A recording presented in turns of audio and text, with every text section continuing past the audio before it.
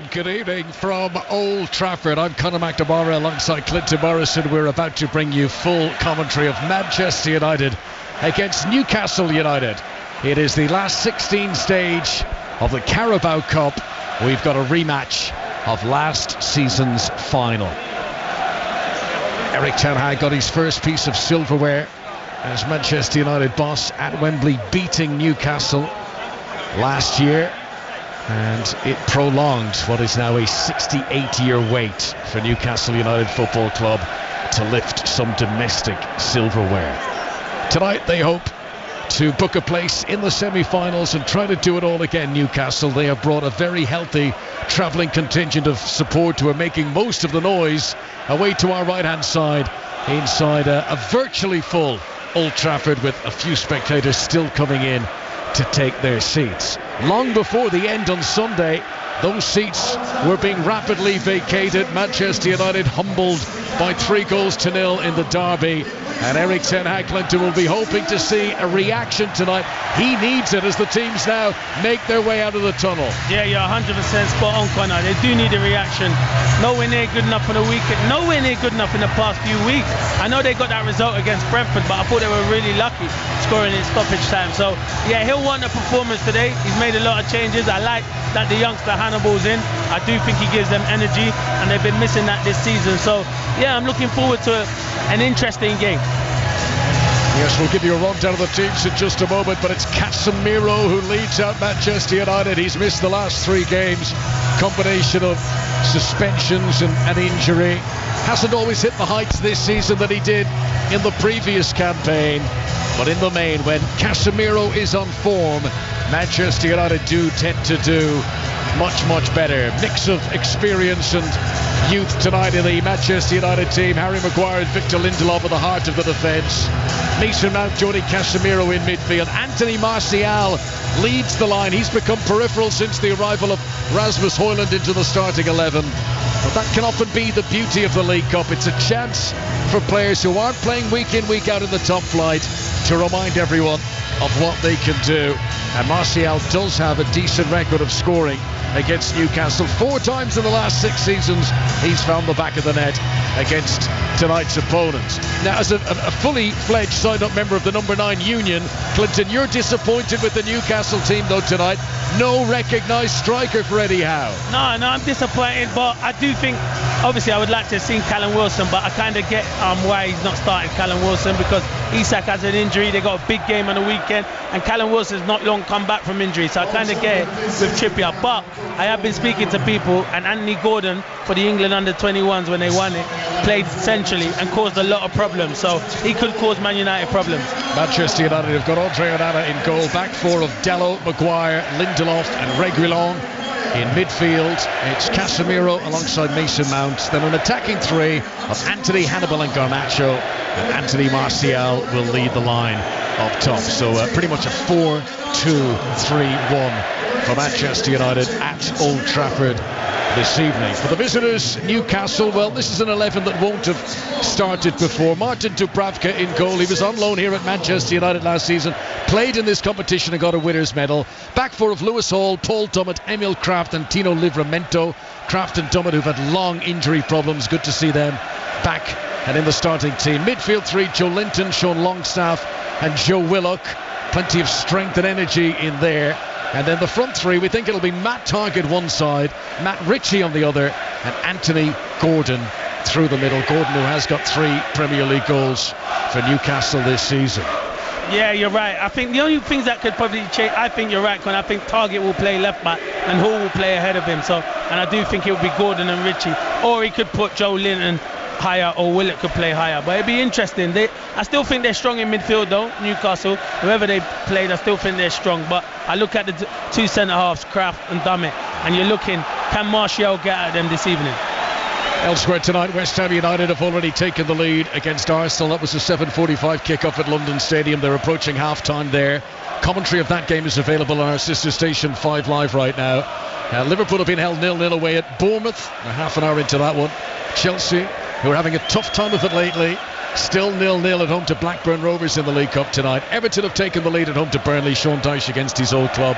And Fulham of the Premier League lead by a 1-0 away at Ipswich. So those are the earlier kickoffs. This is the 8:15 game. Full commentary coming up here on BBC Radio 5 Sports Extra. Anthony falls to his knees. The referee blows the whistle. The game is underway. Manchester United defending the Stretford end and attacking the end away to our right-hand side that all the Newcastle United fans are housed. Reguilón gives it back to Victor Lindelof, who played at left back against Manchester City on Sunday, but is back in the centre alongside Harry Maguire for this game this evening. Jump in midfield from Sean Longstaff to try and win some possession for Newcastle, but Casemiro gets it under control, gives it back to Lindelof on the edge of the Manchester United area. He and Maguire play their way out of trouble. Interesting that Andre Onana does start tonight. They've got the Turkish goalkeeper Altay Bayındır on the bench, who's still waiting for his debut. There is a scenario with the Africa Cup of Nations coming up in the new year that Manchester United could be without Onana for potentially up to 9 games across all competitions. Bearing that in mind, Clinton, are you surprised that Bayındır didn't get a bit of first team exposure tonight? I am slightly surprised, but I can get it why Onana's, because he hasn't had the best of start, and I think over the last couple of games you've been seeing Onana. So I think once you're playing football matches, you need to get that confidence, and he looks like he's got his confidence back now, so I can understand why he's played him. And one thing I've noticed, Con, is that Joe Linton is playing on the left as a front three, Gordon in the middle, and Richie's playing to the right. So that means Willock is dropped into midfield alongside Longstaff, and it looks like maybe Matt Targett might be in there. Yes, this is going to be a fluid, you'd imagine, line-up for Newcastle. There's a lot of players who are naturally defensive-minded in there. I mean, Richie's played left-back for a lot of his career. Targett, Kraft, Dummett, Hall, Livramento, they're all specialist defenders. So someone's going to have to fit in elsewhere. But not missing any live action at the moment, because there's a player who I think is Matt Targett is down lying on the ground and receiving some treatment. Now, he's another who's had injury problems, and he'll hope that he'll be nothing serious here. He started the league game against Brighton. Started the win over City in the last round of this competition, but those have been his only starts this campaign. It's an awkward one. He's stretching for the ball, and it seems to me he lands into the ground and maybe hurts his heel. Or is it his hamstring? He's done.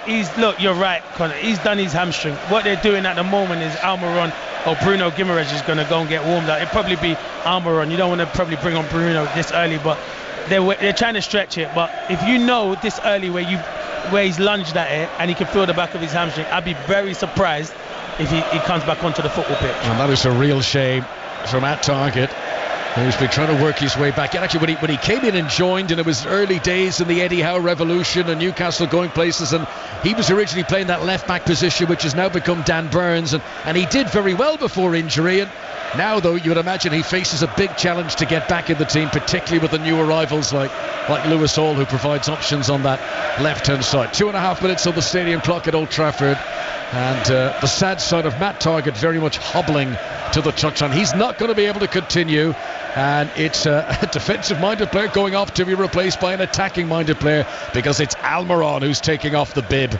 and he is going to be the early replacement. I bet Reguilón or Dalot didn't want to see him come on, that's for sure, because you know what Almiron's like. He's been in good form, he causes a lot of problems, and listen, you never want to see a player go off in Matt Targett. It was a great opportunity, we wish him well, but bringing on Almiron makes Newcastle stronger. It does. It actually makes the whole team look more attacking, doesn't it? Miguel Almiron, who started the League Cup final defeat to Manchester United last season, and he comes out as the very early shot. I mean, that was Targett's first touch of the ball. What a shame for him to pick up an injury, and we hope it's not going to keep him out for long. He does look in some pain there. He's finding it very difficult to walk and hobble along the touchline as he makes his way towards the tunnel, which is, as most of our listeners will know, is located in the corner here at Old Trafford. So he's got to walk down the side of the pitch to leave, and that is a shame to see Matt Targett depart so early. Back underway. Manchester United 0, Newcastle United 0 in the last 16 of the Carabao Cup. Casemiro on the halfway line plays a good pass to Dello, but Dello hit straight offside, and Kraft and Dummett has stepped up together to catch the Portuguese international in an offside position. 4 minutes played, 0-0. Clinton Morrison. Yeah, it was a great pass from Casemiro. He fizzed it into Dalot, but he just went early. The game hasn't really started because of the injury to Targett, but as I said, Hall's playing at left back, so I thought it would be Targett, but I like Hall, and I've been surprised he hasn't got a lot of chances yet at Newcastle, but that's the form that Dan Burns been in. And also Livramento's another one I like to look. And they are too, and Livramento, when we obviously saw him, not much for Chelsea, but we saw him play quite a bit with Southampton. He's fantastic for a young player, still only 20 years of age. And Lewis Hall, I remember seeing him on occasion playing for Chelsea last season, the Premier League. He is a fantastic talent. So Newcastle have a lot of excitement in these two players who, might be a little bit for the future, but we're going to get to see them both on the pitch tonight here. Yeah, we are going to see, and I like them. I like Livramento. I think he's outstanding, and he's learning from one of the best, because Trippier at the moment is one of the best. Fantastic defender, and also one of the best going forward. So he'll get his time. He'll definitely get his time, and it's opportunities like tonight that he has to grasp it. This is BBC Radio 5 Sports Extra. Old Trafford on a Wednesday evening. A bruised and wounded Old Trafford after events of the Manchester derby here at the weekend. Newcastle substitute goalkeeper tonight, by the way, Loris Karius, who just popped up on our monitor. He, remember, started the League Cup final. Nick Pope had been sent off against Liverpool in a league game just before and picked up a suspension, and Karius was plunged from near obscurity into that central role, and that remains still the only game that he's played in the first team for Newcastle. Dubravka, who was also at the club at the time, was ineligible because he played in this competition for Manchester United earlier on. That was one of those strange events that Karius, who had left Liverpool under such a cloud, having underperformed in a Champions League final against Real Madrid, and then he was back in for his next game in English football, another final, and again he ended up on the losing team. Harry Maguire has possession on the halfway line. Maguire, who scored against Copenhagen in the Champions League last week. And it's been a bit of a journey for Harry Maguire, but he has worked his way back into, being involved and not seeing a figure on the periphery here at Old Trafford. No, you're right, Connor. He's never let Man United down. And listen, there might be a few games where he's not played to the highest standard, but with him in the team, Man United win a lot more games. So yeah, it's been disappointing, but over the last few weeks I do think he's been really good, really positive, and fair play to him, because the stick that he's got from a lot of people, not many come back from that, so credit to Harry Maguire. Half-time now at the London Stadium. West Ham leading Arsenal by 1-0. Liverpool have taken the lead away at Bournemouth tonight. 10 minutes to go to half-time there. And Chelsea have broken the deadlock at home to Blackburn Rovers. Chelsea 1, Blackburn 0. So Martin Dubravka, wearing a sort of Manchester City shade of blue, is in the Newcastle goal away to our right-hand side. He's slowly placing the ball at the edge of the 6-yard box to take it. It's his first appearance of the season. Made 3 appearances for Newcastle last season.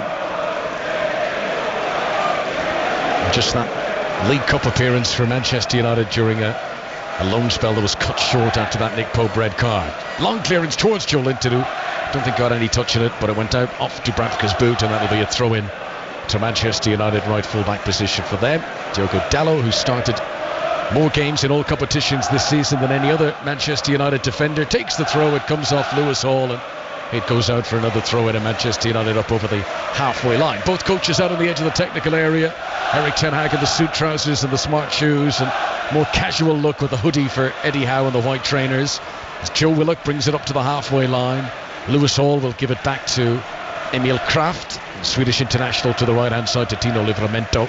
Newcastle holding on to possession inside their own half, which is right-hand side of the field as we look down. It comes back to the near side to Lewis Hall. Cuts in field of Anthony.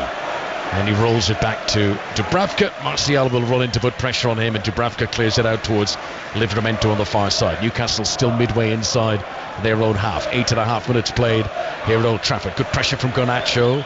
Livramento is in a tight corner here, and he's been bundled off the field of the play. That's very good from Garnacho, winning a throw-in for his team. Close to the corner flag they attack. Yeah, he got in a muddle there. Livramento should have just put his foot through it, but you're right, Connor. Really good pressing from Garnacho, and that's what you need. You need to do when you're in a bad slump that Man United are in at the moment. These players with low on confidence, you got to set the pattern, because the only fans I can hear at the moment are Newcastle fans. A player that Manchester United thought were going to, face things up in terms of attacking creativity was Mason Mount, big money signing from Chelsea in the summer. A stat that really stood out for me at the weekend, Clinton, is that Mason Mount, since joining Manchester United, has yet to record a shot on target in the Premier League for his new club. That is strange, given the amount of shots on target for Chelsea in England that he's had in the past. What are you putting it down to? No, I agree. I know he's had a few injuries. Let me. You know what? I need to stop just because of this piece. skill that I've just seen here from Anthony. Lovely, wasn't it? Yeah, it was great touch and a great bit of skill, but in the end he should just give it out. But the touch was fantastic, to be fair. But I'm surprised about that, Connor. I am surprised about that, because you look at Mason Mount and you think to yourself, he's got so much ability, and I know he's been injured and he can score goals. We've seen that at Chelsea and for England. If you think 2 or 3 years ago, Southgate was picking him regular in that number 10 role, so hopefully he can rediscover his form here. And the shirt number is significant, isn't it? Given that number 7 shirt at Old Trafford, that means something. You're supposed to be the star of the team, and certainly one of the stars of the team if you're given that shirt, and it's not happening for Mason Mount yet, but let's see how he gets on tonight. He's in that central position. Hannibal Mebry's in there too, got his first Manchester United goal against Brighton in September, getting another chance here tonight. Reguilon, midway inside his own half, gives it back to Lindelof. Lindelof rolls it to his right hand side into Harry Maguire, who scored against Newcastle 3 seasons ago at St James's Park, a game that Manchester United won by 3-1. Reguilon wearing gloves tonight, brings it up to the halfway line, infield to Mount, back to Lindelof once again. 10 minutes in, still 0-0 between the Uniteds of Manchester and Newcastle. Onana wearing all green, away to our left. Almiron sprints in. And since that early change when Targett had to go off and Almiron came on to replace him, Almiron is now playing centre forward. Gordon, who'd begun the game through the middle, on the left hand side of the attack, and Joelinton dropping back into the midfield where Targett had been playing. This is Anthony Gordon flicking the ball onto Joe Willock, who to stretch to get there ahead of Garnacho, gives it to Livramento on the right hand side. Matt Ritchie, who's had to be very patient for game time over the last 12 months or so, didn't start a Premier League game for Newcastle last season, made a few sub appearances. Tonight's his first appearance in any competition this campaign. But Matt Ritchie, and I have heard this, he's one of those who's good around the dressing room, gets on with Eddie Howe, positive influence, and even though he's not been playing, he hasn't, thrown a sulk, or he hasn't caused any problems, and that's why Eddie Howe's keen to keep him involved. Yeah, he's clever, because he's at Newcastle United. Let's be honest, Connor, you ain't going to want to leave that football club. It's on the way up, and you do need your characters like that in the dressing room. He obviously knows him from his time at Bournemouth. He will be frustrated he's not getting the game time, but they've been in good form at the moment. But these are opportunities. It's nights like this where you hope that your team get through, because you can get more game time in this cup competition. Good game awareness there by Lewis Hall, who just allowed the ball bounce beyond him because he knew it would go back to Dubravka and away from Anthony. Still 0-0 in the early stages here. As Joelinton has it under pressure from Hannibal just outside his own penalty area. Hannibal Mebry, who played for Tunisia in October at a friendly against Korea. He's got 26 caps for his country, senior caps, Hannibal Mebry. He's only 20 years of age. Here's Anthony, inside the penalty area. Back to Casemiro, shot on target. He's saved by Dubravka, diving down to his right. It was a bit of a daisy cutter. From that distance, it needed a little bit more power. But it is the first shot on target of the game from Casemiro. Yeah, it was good play down the left-hand side by Garnacho. And good touch from Anthony, good set. It's a comfortable save from Dubravka. But yeah, good strike from Casemiro, but it's craft. He's come into the game and he's trying to take chances at the back. He's just got to get the ball forward. The game warming up at Old Trafford as Lindelof makes a challenge on Anthony Gordon, and the ball ends up back with Andre Onana way to our left hand side. Onana, who saved a penalty last week against Copenhagen, did have some good saves in the derby on Sunday too. There was one when he was caught at his front post and he got back across the goal to deny Haaland, which is a wonderful save. Still, he was beaten 3 times, the Cameroonian international. Another free kick to Newcastle here inside the centre circle. There's going to be the first yellow card of the game shown to Mason Mount for that challenge inside the centre circle. Was it? Oh, it was Hannibal actually, not Mount. Yeah, he was late. And you know what, Connor? He always plays on the edge, Hannibal. I just seen it down here earlier on where he smashed into someone, and I know he's young and enthusiastic, but he has to be careful. Getting a booking this early is not good for him or Man United.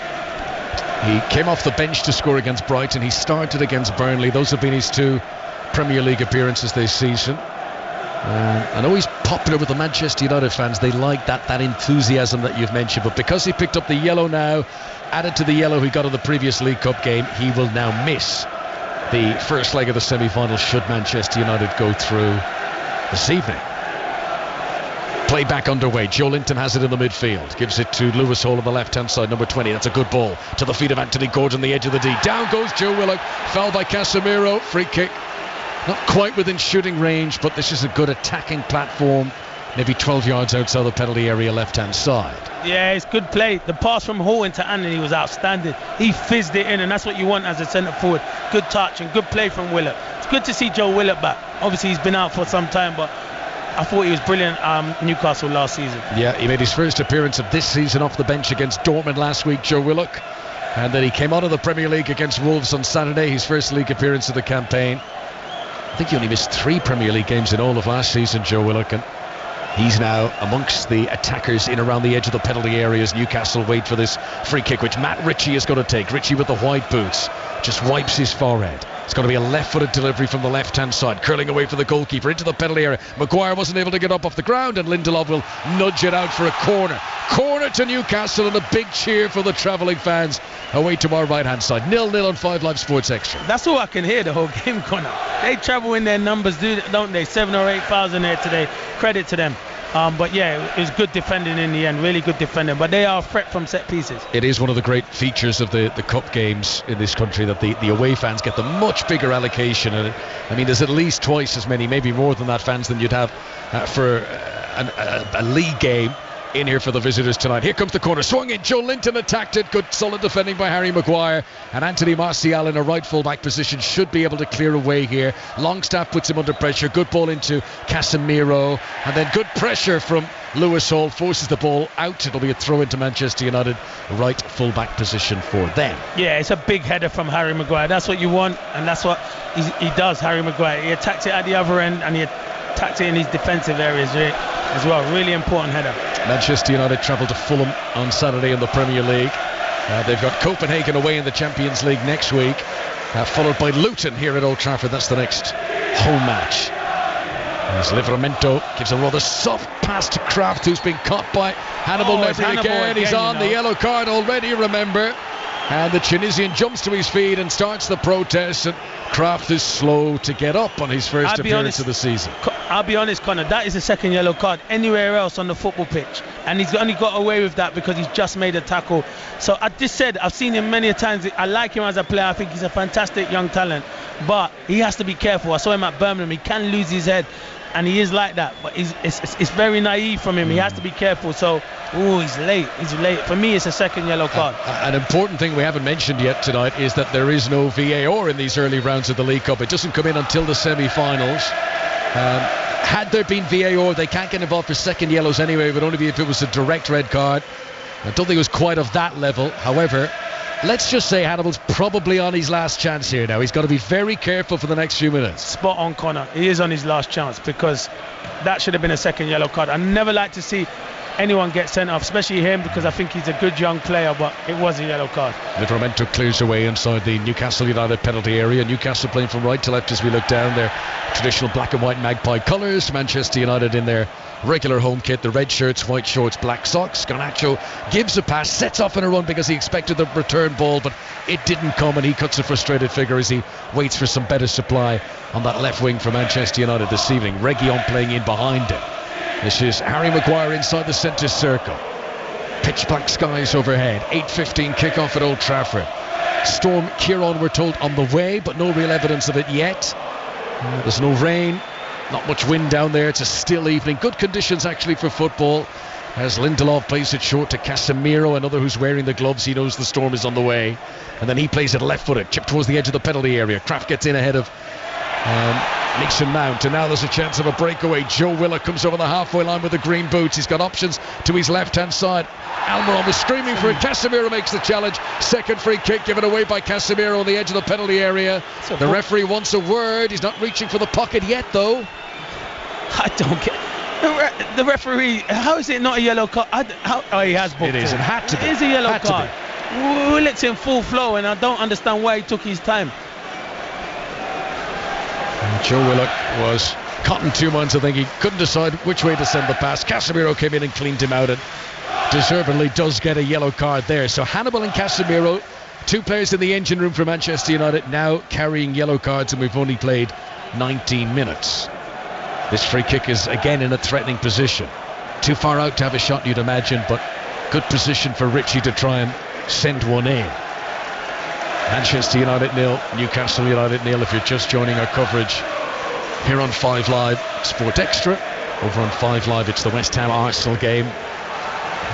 West Ham leading by a goal to nil the last time we heard from that. So Manchester United brought everyone back to defend this.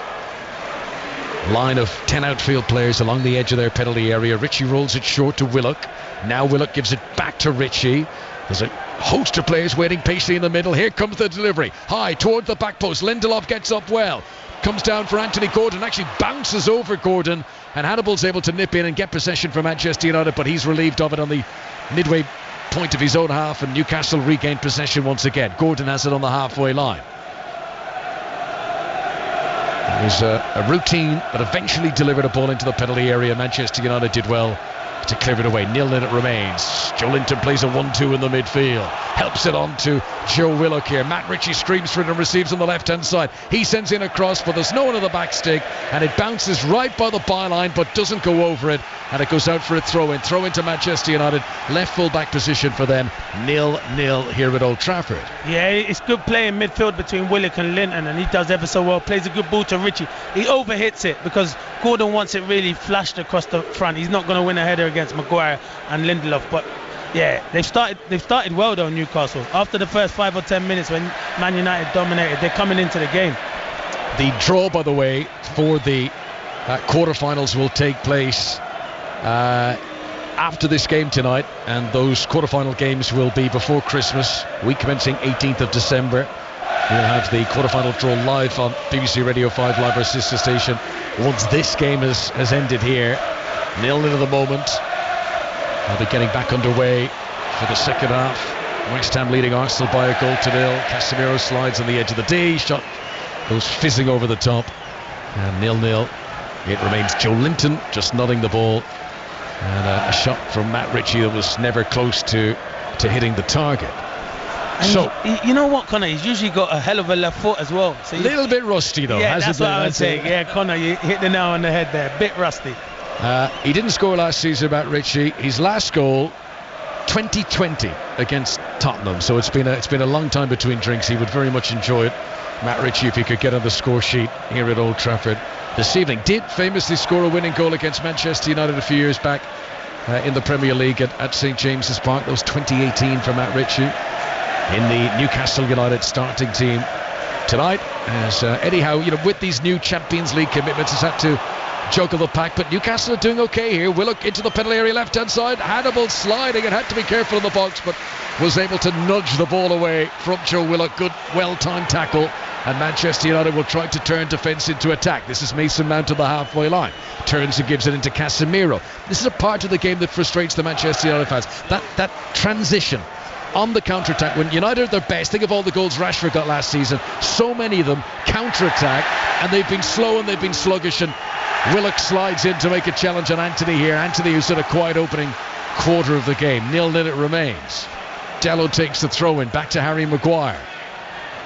Newcastle have everyone back behind the ball. This is Lindelof, more central location, comes dribbling forward with it, runs into Joe Willock and gives possession away very cheaply. Ritchie will give it back to Emil Kraft, and now they have it at the back with Paul Dummett. Yeah, you're right. And before that, credit Hannibal, because he's on the yellow card and Willock runs off him, but he's one-on-one with Maguire, but he comes back and times the tackle ever so well. But it's just, you look at Man United and you just look like it's a team with no confidence. You're right. They win the ball back and then it goes into midfield corner and they slow it down again. You're right, the transition's too slow. The West Ham United goal tonight at London Stadium's a Ben White own goal. And in fact, West Ham have just doubled their lead. Kudos has made it 2-0 to David Moyes' team in the early stages of the second half. So Arsenal, another side who are going well in the Premier League, have those Champions League commitments, but 2-0 behind now. It's not that weak a team that they've put out tonight. It's got Ramsdale in goal, Zinchenko, Gabriel, Jorginho, Havertz, Eddie Nketiah, Leandro Trossard. I think Mikel Arteta will be disappointed to be 2-0 down there in the early stages of the second half. Commentary available on that game right now on our sister station 5 Live. Here on Sports Extra, Manchester United 0, Newcastle United 0. 24 minutes played. Free kick to Newcastle. Dubravka's come out of the penalty area to take it. And a chance for Newcastle to try and push some bodies down the field. So, against a team with the likes of Kraft and Dummett and Ritchie, who've hardly played at all. Lewis Hall, Livramento, very much fringe players. Manchester United struggling to create chances tonight. There's been that one attempt on target, which in truth wasn't really threatening from Casemiro's comfortable save, but at least it was on target. Here is Willock on the left-hand side for Newcastle. Gives it back to Lewis Hall. 10 yards inside the Manchester United half. Gordon tries to lay it into the path of Willock, but sends it behind him. Dallow will pick it up for Manchester United. Anthony under pressure feeds it infield to Casemiro. And now let's see if Manchester United can get things moving. Lindelof in front of Reguilon over the halfway line on the far side. His pass sort of hits Martial. Ball goes out of play. That's not great as Manchester United give up possession again. Man United are not great at the moment, Connor. They're just void of ideas. Who's going to go and create something? And I'm looking at Mount, who I do rate highly. Hasn't been in the game. Can't get on the ball. Can't get into pockets to get the ball. It's a big struggle for them at the moment. So Dubravka clears away right-footed. Anthony tried to slide in front of him. This is Reguilon, left-hand side of the midfield for Manchester United, turning and rolling the ball back into Victor Lindelof. Lindelof to Harry Maguire on his right-hand side. Gordon's back as the central striking figure for Newcastle. Almiron's gone to the left wing at the moment, and it becomes very much a 4-5-1 out of possession for Newcastle when their opponents have the ball. Just look around the stadium, it really is a full house tonight. There's no empty seats here at all. There'll be close to 75,000 in here tonight. 0-0 at the moment. This replay of last season's League Cup final. Manchester United, the holders, having beaten Newcastle at Wembley. Lewis Hall sends his clearance off. He's done well, Dallow, and that's a throw into Newcastle. He's done very well so far. Absolutely. I do like him, to be fair. He could rival Dan Burn in that position. I liked him. I was surprised Chelsea let him go, because I do think he's a good player. He was Chelsea Academy's Player of the Year for 2023. End of last season, which says they have a lot of talented youngsters there. But he's made the move, and then maybe he's looked at Dan Burn for as well as he's played, and he's been great, Dan Burn. He's not a natural left back. I mean, if there's any spot you might be able to break into this Newcastle team, left back could be it. Yeah, you're right. And Dan Burn is a good centre half. I think he came as a centre half, and then he had a few injuries, and the back line was just superb. But yeah, it's a great ball from him. That's a good ball. Now Almiron scampering away, sprinting after it, wins the race to the byline and keeps it in play on the left-hand side. Now, who's up with him? Rolls it short to Anthony Gordon on the edge of the penalty area. Infield to Hall, who's made a good run. Willock tried to backheel it to Hall again. Maguire's made an interception. Dallow's messed it up a little bit, though, and Newcastle get possession back just outside the penalty area left-hand side. Still 0-0 at Old Trafford. Almiron back to Anthony Gordon. Now infield to Lewis Hall. Newcastle up around the edge of their opponent's penalty area. Hannibal's done well to win possession back for Manchester United, and he rolls it back to Lindelof inside the penalty area, and Manchester United should be able to clear away. Last night in the League Cup, Middlesbrough won away at Exeter City, Port Vale won away at Mansfield Town. They're already in the draw, which will take place later on this evening for the quarter-finals. This is the last 16 stage round at the moment. Hannibal has possession inside the centre circle, urged on by the Manchester United fans. Gives it to Garnacho on the left wing, up against Livramento. Livramento picks his pocket. That's a really well-timed challenge against Garnacho. And look at him go. Storms past Mason Mount. He's made up 60 yards here already. He rolls it in for Almiron. Almiron must score, and he does. What a Newcastle goal. Completely created by Dino Livramento. He's won that midway inside his own half. He's run three-quarter length of the field, and he's played a perfect pass to Miguel Almiron, who gives Newcastle United the lead at Old Trafford. Having lost in the final of this competition last season, this means even more now. Almiron off the bench to score, and with 28 minutes played, Erik Ten Hag's team are behind at home again. Manchester United, who've lost 3 of their last 4 home Premier League games, are the holders going out of the League Cup tonight. They're 1-0 down for now. Yeah, listen, Connor, it's a fantastic goal. Listen, we're talking about Livramento and Hall, and I think they've been their best players. Garnacho tries to run him. He defends it. Unbelievable, Livramento. He says, you're not going. And I knew straight away.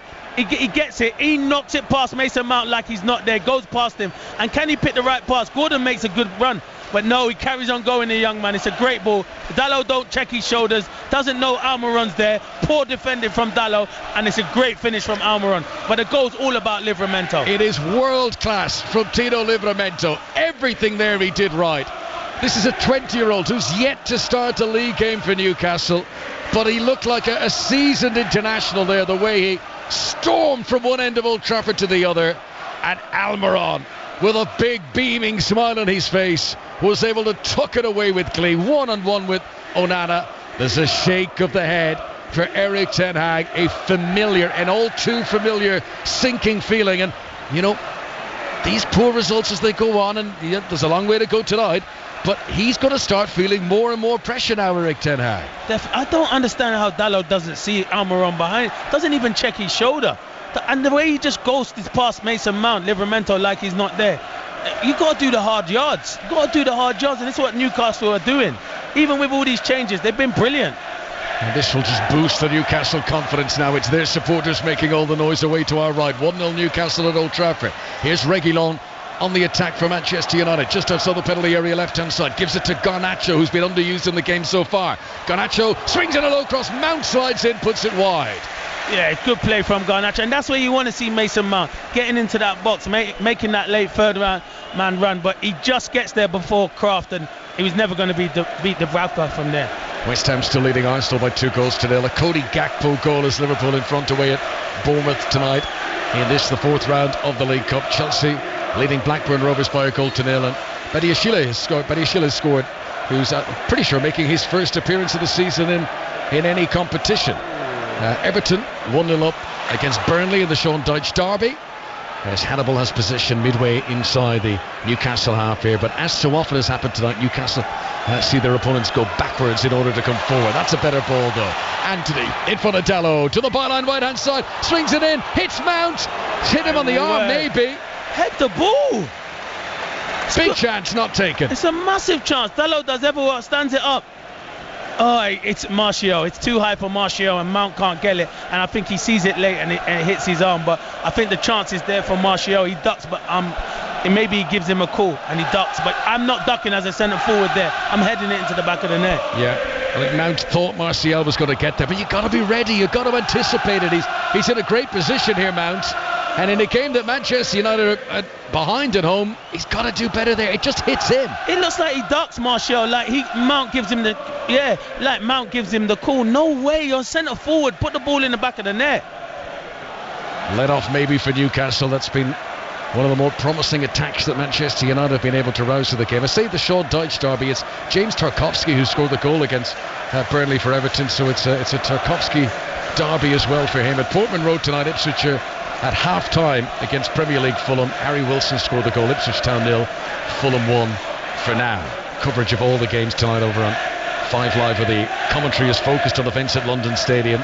West Ham United leading Arsenal by 2-0. Here at Old Trafford, goal from Almiron as Newcastle United in front against Manchester United. Mount does well in 2 challenges. It falls for Garnacho on the left-hand side. Garnacho attacking the penalty area. Another good challenge by Livramento. This is a really good battle. Garnacho against Livramento, and you would say that Livramento's winning it at the moment as Newcastle clear the ball away. The kid will play for England one day. When Carl Walker decides I've had enough and I'm going to, hang up the boots, to be fair. But there is a lot of top right backs at the moment, but he's got a big future, Livramento. I know there's the likes of Reece James, Alexander-Arnold, Trippier. There's a lot of top. But if he keeps progressing like this in the next 2 or 3 years, he'll be an England player. And you put in the context that he missed an entire year with an ACL injury. So, he's just breaking through. He gets that huge setback, and it's great to see it hasn't affected him. I mean, he's playing at full pelt here, both ends of the pitch. Livramento's the player of the match so far. Manchester United 0, Newcastle United 1. Reguilon keeps it in play on the far side, but gives away possession again, and that's happening too frequently for Manchester United at the moment. Newcastle get a second goal, Clinton, before the break. I'm not sure Manchester United are coming back in this. Yeah, you're right. I know they've got the big hitters on the bench, but they'll be short on confidence. And this team are confident, Newcastle, at the moment, playing out from the back. Everyone wants it, and there's a good feel-good factor here at Newcastle at the moment. Header won by Dalot, but again gives possession back to Newcastle. Dummett allows it pass in, knowing it'll roll through to Dubravka behind. Newcastle have got a big game on Saturday in the Premier League. They host Arsenal at St James's Park. It's the 5:30 game. Next week Newcastle play Dortmund away in the Champions League. So you can see why Eddie Howe has shuffled his pack in terms of players. With Isak injured, he was never going to risk starting Callum Wilson, who's been in wonderful goal scoring form tonight. Wilson is available on the bench though, should he be required for a late cameo. He's been on a fantastic run of form lately as Newcastle's number 9. Callum Wilson, 6 goals in his last 6 Premier League games. Anthony's won the ball just outside the Newcastle penalty area, flicks it in towards Hannibal, but too far in front of him. Livramento holds it up. Reguilón arrives, hits it hard, but sends it away off target. Looking for his first goal for Manchester United. The Spanish left-back Sergio Reguilón can't hit the target there. Yeah, Joe Lynn, listen, I'm all for teams playing out from the back, but he loses the ball. He's trying to show strength. And credit the young man Hannibal. He's the one who wins the ball and does ever so well. He was determined, won it, and it was a good opportunity for Reguilón, but he's leaning back. You're just joining our coverage. Manchester United 0, Newcastle United 1. Almiron scoring in the 29th minute to separate the teams. Matt Targett had to go off as a very early injury substitution after just 2 minutes. It was Almiron who came on in his place, and that's worked out pretty well for Newcastle. Here is the Paraguayan again, attacking down the left-hand side. Dalot just backing away from him. Willock's made a great run, and Almiron picks him out. What a pass that is. Good recovery from Dalot, though, to get back goal side. Willock battles on. It's still in the penalty area. Gordon's and it's in! Brilliant strike from Anthony Gordon. He's hit it full of the volley. Or is it Lewis Hall? Lewis Hall has hit it from the edge of the penalty area for his first ever Newcastle United goal. He runs up to the corner flag in celebration. He's hit that perfectly. Full on the volley into the bottom corner. Erik Ten Hag's team are 2 goals down, and Manchester United are in disarray. 10 minutes to the break. Manchester United 0, Newcastle United 2. He goes to sleep again, Dalot, for me at right back. Goes to sleep, he gets back. Willock gets the crossing, and as Willock gets the crossing, they don't deal with the clearance, and it goes to Hall, and the finish is outstanding. Connor, the 2 young boys that have come in at left back and right back, Livramento and Hall, have been outstanding, but the way he controls that volley into the bottom corner, fantastic finish. Wow, 2-0 to Newcastle.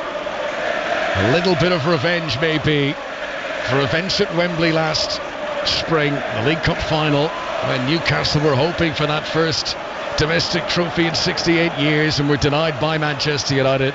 Are the holders going out at the last 16 stage tonight at Old Trafford? 2-0 to Newcastle, and Manchester United not providing much evidence that they've got a comeback in, but let's see if there can be any improvement. Reguilón plays it up to Anthony Martial. He loses out to Matt Ritchie. Ritchie sends it back to Dubravka. They don't need a number 9. We were moaning about Newcastle not having a number 9. They don't need that. They got 2 good young fullbacks who can score goal, who can assist and score. Yeah, when your left back is hitting it like that, maybe you don't need a number 9. I mean, such a promising Lewis Hall, Tino Livramento. Just shows, how strong the new Newcastle are, that they can have youngsters of that talent who don't get to play regularly in the Premier League. Almiron makes a challenge by the corner flag, and it goes out for a corner kick. I think this might be Manchester United's first corner of the game. 7 minutes to go to the break. It was Anthony trying to dribble infield along the byline, tackled by Almiron. So Manchester United have this corner, and Mason Mount is going to take it. The ball come up from the back. Lindelof is up in there. Harry Maguire scored in the Champions League last week, trying to jostle for a bit of space. Short run up by Mount, clips it in. Maguire jumps, beaten in the air though by Dummett. Falls down for Garnacho outside the penalty area. He gives it back to Dalot, and that's very wasteful.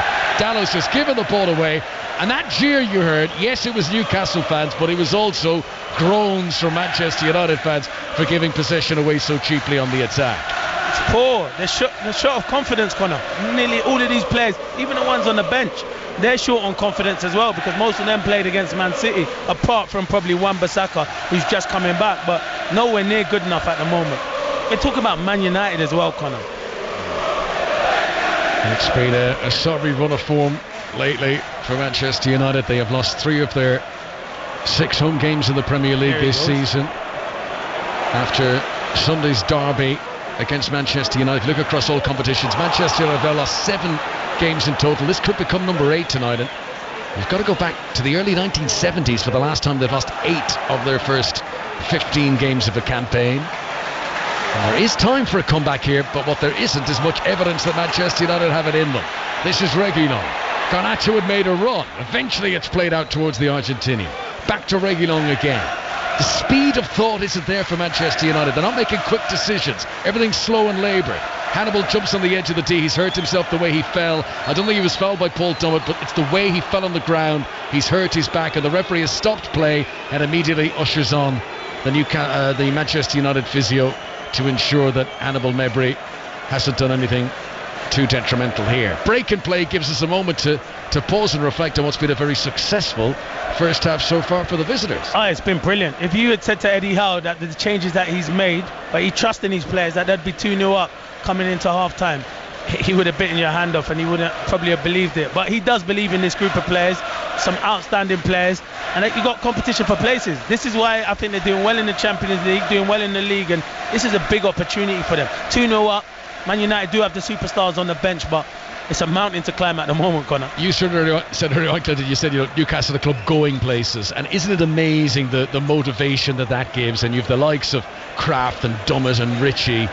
They get this chance tonight and they are so motivated because they know this club is going places and they want to be part of the ride. I've seen it before. I've seen it before with Jamal Lascelles, where he weren't playing, he came in. He's been outstanding now, where Botman's picked up an injury, and he's been brilliant with Shaw. Dummett came in with Lascelles in the last round against Man City, and they were excellent. You know, if you want to stay at this football club, Eddie Howe will keep you, and you just got to do performances when you get the chance, and that's what they're doing at the moment. He'll be delighted tonight, Eddie Howe. Play back underway, by the way. Hannibal's all right. He's off the field, but he'll be coming on in just a moment. 2-0 to Newcastle.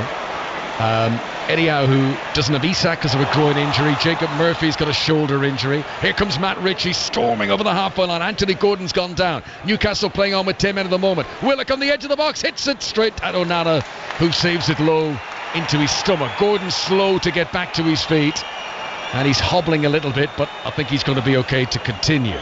Now, the other injuries, Jacob Murphy the shoulder, Botman's got a knee injury, Lewis Miley's ill at the moment, Harvey Barnes with the foot problems out to the new year. Manchester United give it away again. Dalot with a screaming Anthony outside him, plays it into the penalty area. Dubravka's able to pick it up, and he took too long, too slow, as you said. Clinton allowed himself to be closed down. Too slow, and all Anthony's done is moan.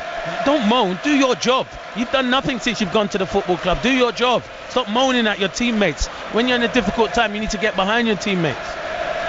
Anthony, who's got one goal in his last 29 Premier League appearances, the big money Brazilian, and who's struggling to get into the game tonight, as he's been outfoxed again by Lewis Hall here. Hall has run it a bit too far.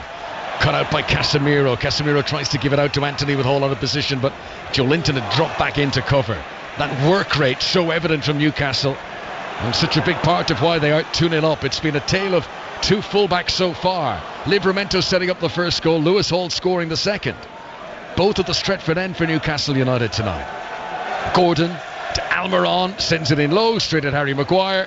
Maguire's clearance goes out for a throw-in, and Newcastle United remain in the attack. 3 minutes to go to half-time. It's comfortable. They look like the most likely to get the other goal. You thought there'd be a reaction from Man United. There's not even been a reaction. It's been all Newcastle, pure domination for the last half an hour. Nowhere near good enough by Man United. Newcastle absolutely flying. Are they flying into the quarter-finals of the League Cup tonight? They've got this 2-goal lead and look like they're going to be very tricky to shift on it. Here is Almiron, challenged by Hannibal, down near the corner flag. Left-hand side is Newcastle attack. Dalot comes across to challenge too, and the ball goes out for a throw-in down by that corner flag, down by the tunnel end at Old Trafford. So Hall comes forward. No urgency now for Newcastle, of course. They can take their time a bit. Hall comes strolling up, and he's absolutely cock-a-hoop, having scored his first ever goal for the club. Takes the throw-in back to Joe Linton. Joe Linton rolls it back to Paul Dummett on the halfway line, and Dummett will go all the way back to Dubravka. Manchester United 0, Newcastle 2. Manchester United fans very quiet at the moment. Livramento flicks on a header. Ritchie's running after it, gets there first ahead of Lindelof, but the ball had gone out of play. Throw into Manchester United, left full-back position for them. Yeah, they're void of ideas. So, and listen, these players, I understand Ten Hag, but he's setting up the players. So that means they're not listening to what he wants them to do. And it's not the first time we're talking about this with Man United. It has to be better. Surely, half-time is big for him, Connor. Massive. Manchester United might be going out of the League Cup tonight. Arsenal almost certainly are. It is West Ham United 3, Arsenal 0. 20 minutes to go. Jared Bowen has got the third goal there. An own goal from Ben White. Kudus made it 2-0 just after the break. And now Jared Bowen has made it 3-0 in what is our commentary game over on 5 Live. Here at Old Trafford, goals from Almiron and Hall of Newcastle United, 2 goals to the good against Manchester United. This is Mason Mount trying to give it out to Reguilon. Casemiro back out to the left-hand side, and Reguilon once again in towards the edge of the Newcastle penalty area, and once again it breaks down for Manchester United and they lose possession. Harry Maguire gets it back here on the halfway line. Eddie Howe still animated out on the edge of his technical area. Isn't going to rest on his laurels with this 2-goal lead. Anthony forced back away again by Lewis Hall, forced to retreat back to the halfway line. Everton have got a second goal. They lead Burnley by 2-0 tonight. Everton do seem to have turned a corner with recent results after a very sloppy start to this season. Sean Dyche has got the team digging in now. I think Calvert-Lewin, having him back, has been massive for them. Keep Calvert-Lewin fit, they'll have a good season, Everton, and they won't be near the bottom, that's for sure. We moved into stoppages at the end of the first half. There'll be 5 minutes added on. Reguilon gives it to Anthony Martial. Now to Dalot. Dalot has a shot, and Dubravka was at full stretch, but it's wide. Right-footed shot across the face of goal. And it's better than most Manchester United attacks. It had the crowd on the edge of the seat, but he was a long way out. That would have needed to be a perfect shot to score from there. It fizzes wide of the target. Dalot, who scored in the win at Sheffield United 10 days ago. Yeah, it's a good strike from him, but if it beats the Dubravka from there, he'll be disappointed. But it's a really good strike from Dalot. It's like a daisy cutter corner, but yeah, it goes wide of the post. 2-0 to Newcastle. Long clearance from Dubravka. Casemiro wins the header midway inside his own half. Anthony controls. Lewis Hall sticking to him like glue. And then Willock comes across as well, and they're claiming the last touch there went off Anthony. The assistant was blindsided. He was behind the player, so I'm not sure if he saw a touch off Anthony, if there was one. And he's given the throw into Manchester United on the halfway line. Dalot to take. Throws it back to Lindelof under pressure from Gordon. Scoops it back to Onana. Great pace from Anthony Gordon. Here he goes again. Look, running in on Lindelof. He got a touch on that too. Did Anthony Gordon. Unsettling the Manchester United defence as they try to come out from the back. Reguilon infield to Casemiro, but it's slow, it's sluggish for Manchester United. Casemiro up to the halfway line, gives it back to Reguilon again. Newcastle have been able to get players back in numbers and settle at the back. Reguilon just outside the edge of the penalty area. Back to Casemiro once more. Longstaff runs in to put pressure on him. Ball into the penalty area. Dummett wins the header for Newcastle. Anthony miscontrols, and Almiron is able to clear away. It's going to fall for Willock, and it was a difficult one. Coming over his head, looking up into the floodlights, and he tried to sort of stamp on it to control, and it squirted away out for a throw into Manchester United. And we've played 2 of the 5 minutes that have been added on for stoppages. Yeah, you're right. It was difficult. If he had controlled that, he probably was in. But yeah, he was frustrated with himself. But they need a goal before half-time, Connor. Yeah, that would raise the crowd a little bit. Garnacho gives it back to Mount, shoots from a mile out, saved away by Dubravka. Well, that's about the 4th long-range shot that Manchester United have gone from tonight. And again, from that, I mean, that is more than 10 yards outside the penalty area. It needs to be an amazing shot to score from there. Dubravka pushes it out for the corner. Yeah, it's a good save, but I'm happy Mason Mount's having shots on goals. That's what I'm more happy about, but you are right. It was on target. Here comes the corner, played in by Dalot, headed out by Longstaff, only as far as Mount on the edge of the penalty area. He gives it to Anthony. Anthony's cross blocked by Almiron.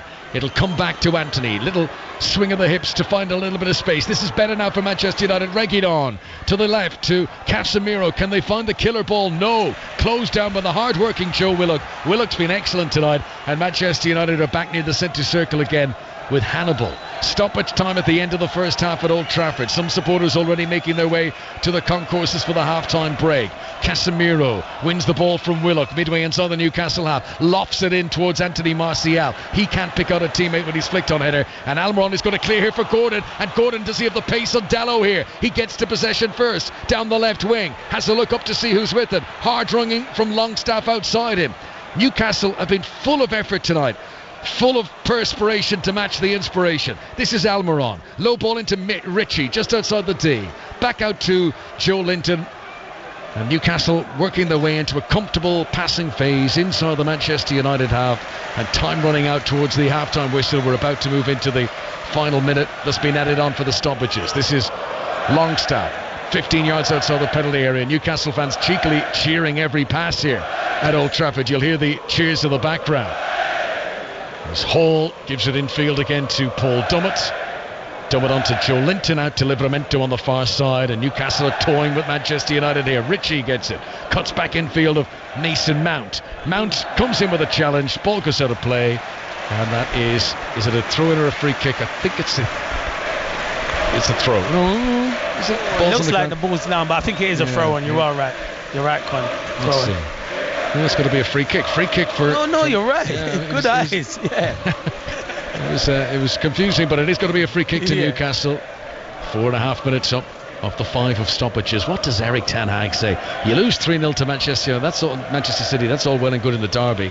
2-0 down at half-time against a second choice, in effect, Newcastle team. Willock goes storming past Hannibal there. Dello makes a tackle on him. But there's one team here that's winning the 50-50 battles, is Newcastle. And listen to the boos at Old Trafford from Manchester United fans. A very dissatisfied Manchester United support. 2-0, the goals from Almiron and from Hall. And it's just not been good enough for Manchester United, Clinton. No, nowhere near, Connor. You're spot on. Newcastle have been outstanding. The first 10 minutes was to Man United, but they didn't make use of it. But after that, it's been all about Newcastle and all about the two young fullbacks who, for me, have been outstanding. The two best players on the pitch.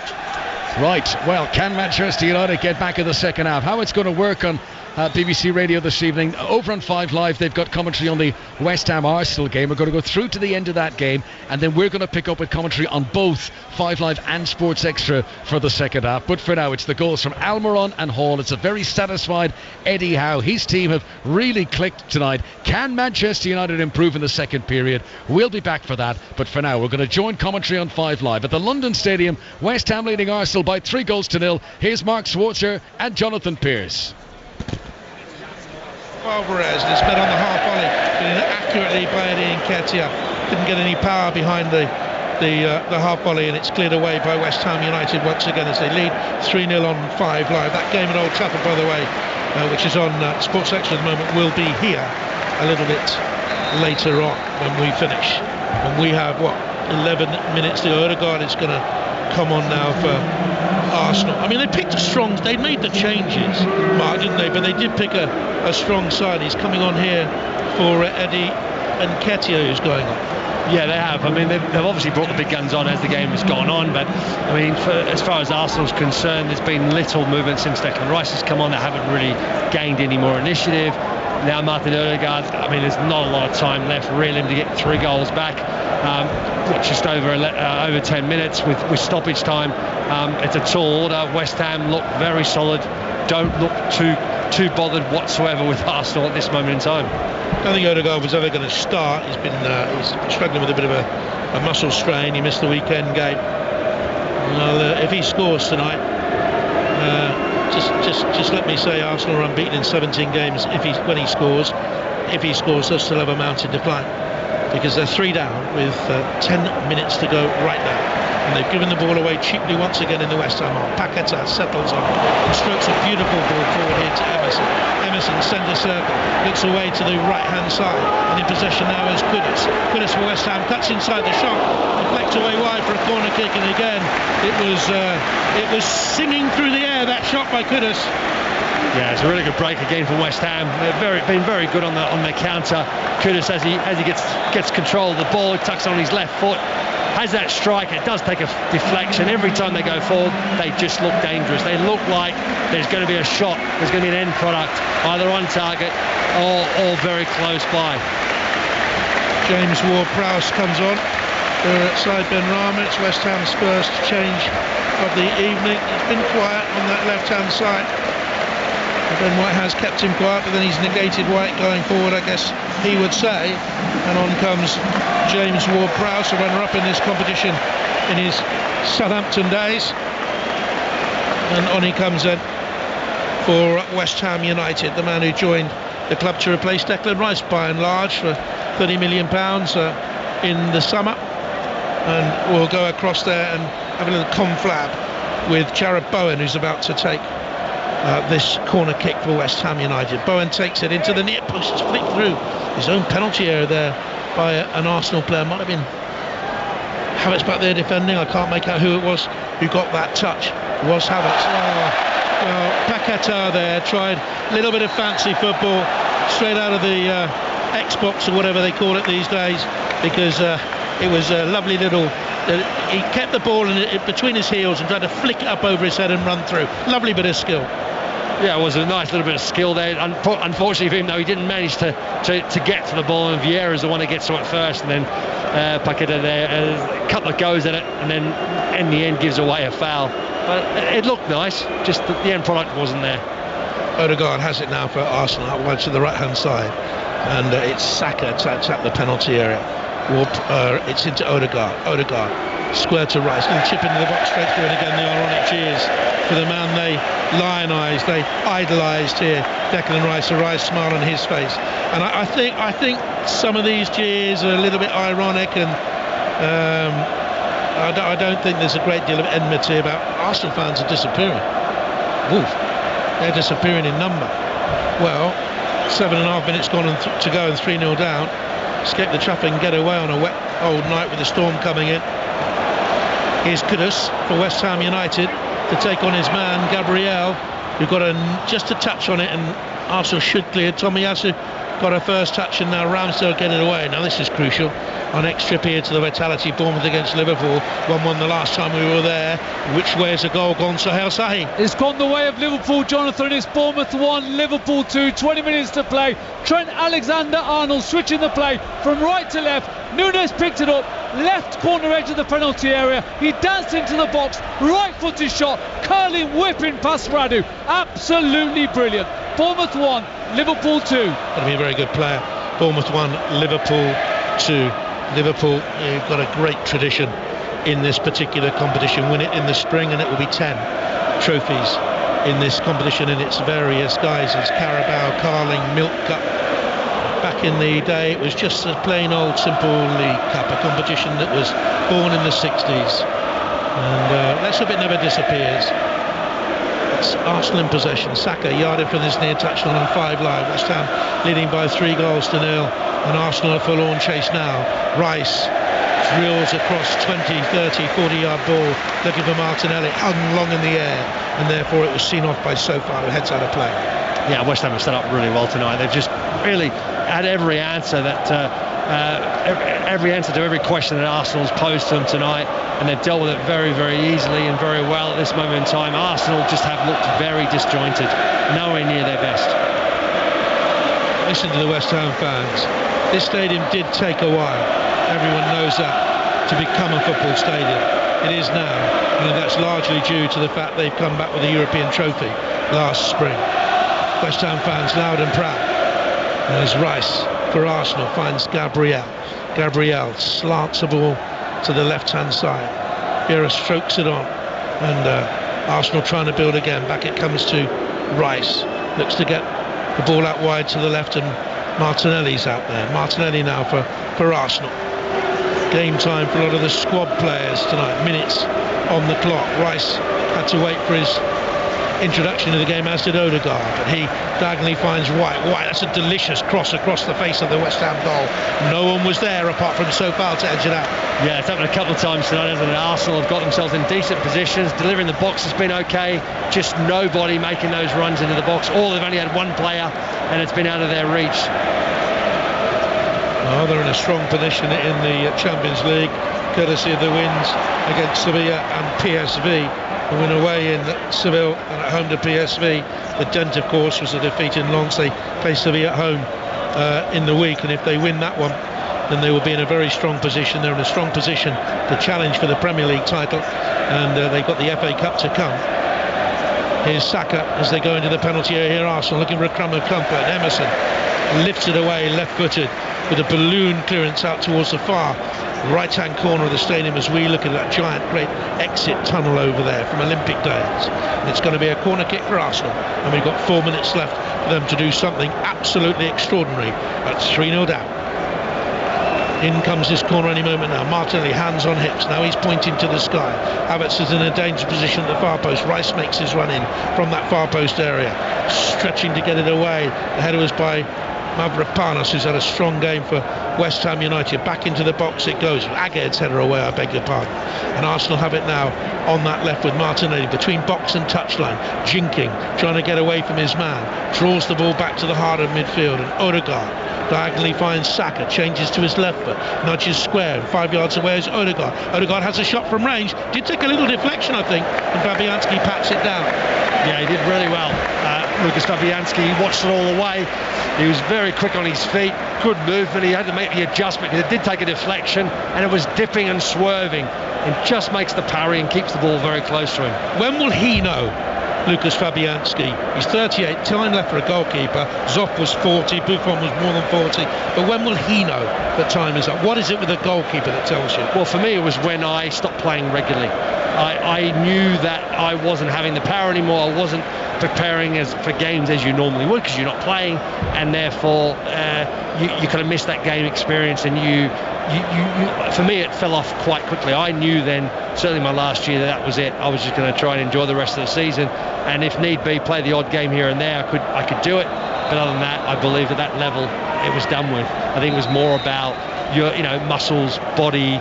You just weren't stretching yourself to the same level as you were when you were playing week in, week out. Substitution for West Ham United coming up. Chilo Kira is going to come on for them, and listen to the noise they make for Mohamed Kudus. They're not boos you're hearing, they're Kudus you're hearing from the West Ham fans. He scored a splendid second goal for them tonight, their second, after 4 minutes of the second half, and put them 2-0 up on the night and in the driving seat. Well, Blackpool from 2-0 down at Fleetwood in the first half scored 3 goals in 21 second half minutes. Lavery with the third. They're 3-2 up there. That's some comeback, isn't it? Arsenal still prodding away with 90 seconds to go, as we see on the big giant scoreboard advertising for future West Ham games to come around the corner here. Games like Forest at home and Palace at home in coming weeks, and Freiburg yet to play, of course, in the Europa, where they got off to a very good start with the wins in Freiburg and at home against TSC, but then they lost in Greece last week at Olympiacos. So still work to be done there. Arsenal still trying to play football, and a great rousing reception for Kudus as he walks around this near side and is about to disappear into the West Ham dugout. They absolutely love him here, Mohamed Kudus, after just 11 games. Vieira for Arsenal finds left-hand touchline. Martinelli, well balanced for a winger, pulls it back into Rice, 25 yards out, again the boos, into Odegaard. Now, West Ham fans are fiercely loyal and have their pride, and he did leave the club, but he left with great emotion, I think, and he chases across here, Rice, to close down on his conference-winning teammate Bowen, who takes it off his toes, and the West Ham fans love that as well. And they have possession, and we're about to enter stoppage time any moment now. 3-0 on 5 Live from the BBC. Thoroughly enjoyed it again. Newcastle 2 up at Manchester United. Liverpool 2-1 up at Bournemouth. Chelsea 2-0 up against Blackburn. Their voyage is about to end. Blackburn, Everton 2-0 up against Burnley, and Fulham 2 up away at Ipswich. This is a very good win that for Fulham. We've got 5 minutes of stoppage time here. Celtic still 1 apiece with St Mirren, and Rangers 1-0 leading at Dundee could close the gap, which was 5 points before tonight. Hearts goalless with Livingston, and Aberdeen 2-0 up at Motherwell, and St Johnstone 2, Kilmarnock 1. The goals from Scotland. Here's White now for Arsenal, inside his own half, 10 yards inside his own half to Odegaard. A little tight triangle with Saka involved, back to White, who ambles forward, short pass into Odegaard, swivels and sends a 10-yard pass away to the dark-haired Tomiyasu, the Japanese international. Finds Martinelli left-hand touchline, halfway inside the West Ham half, spins, has a look forward. With nearly a minute played of those 5 minutes of stoppage time. No way forward for Arsenal. Lightweight through the middle today. West Ham have worked very, very hard to gain this cup victory in the Carabao 4th round, and it's Arsenal in possession here now with Odegaard. Looks for White on this near touchline. White back in field to Declan Rice and Tomiyasu. We're into that second minute of the 5 minutes of stoppage time. Arsenal looking for Martinelli to get across him, well dealt with by Agard. Agard and Mavropanos have played very, very well at the back for West Ham United. They have. They've done really well. They've done their job. They've been very much on the front foot. They've always put pressure on, whether it's Kai Havertz, Nketiah. But Arsenal have really struggled with that number 9. They've got no one up front at the moment who have really put them under pressure, those two big centre-half pairings.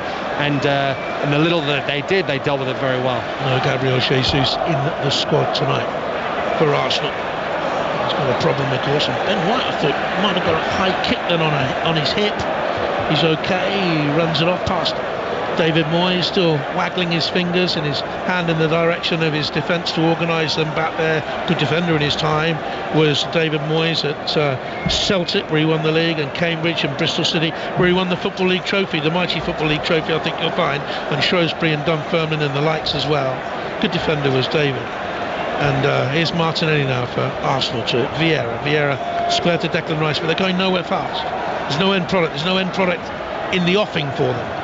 All this is way outside the West Ham penalty. Tidier there into Martinelli, out wide to White now, between the box and the right hand touchline. West Ham with 3, 6, 9 defenders back. Here's Rice again, just side puts it square to Tomiyasu, and Havertz has it left hand corner of the box. A little give and go with Vieira, but he gave it but didn't get the return. Martinelli now, we're nearly 3 minutes into stoppage time, a couple of minutes of stoppage time to go, and here's Arsenal on that left-hand side. In comes the cross, it's all the way through, and that, I think, is just about it. This game is done. West Ham heading for a 3-0 victory. So we'll go up and pick up the commentary now on 5 Live for Manchester United 0, Newcastle 2, and Conor McNamara. Thanks very much to Jonathan Pearce. We're just about to get back underway for the second half at Old Trafford.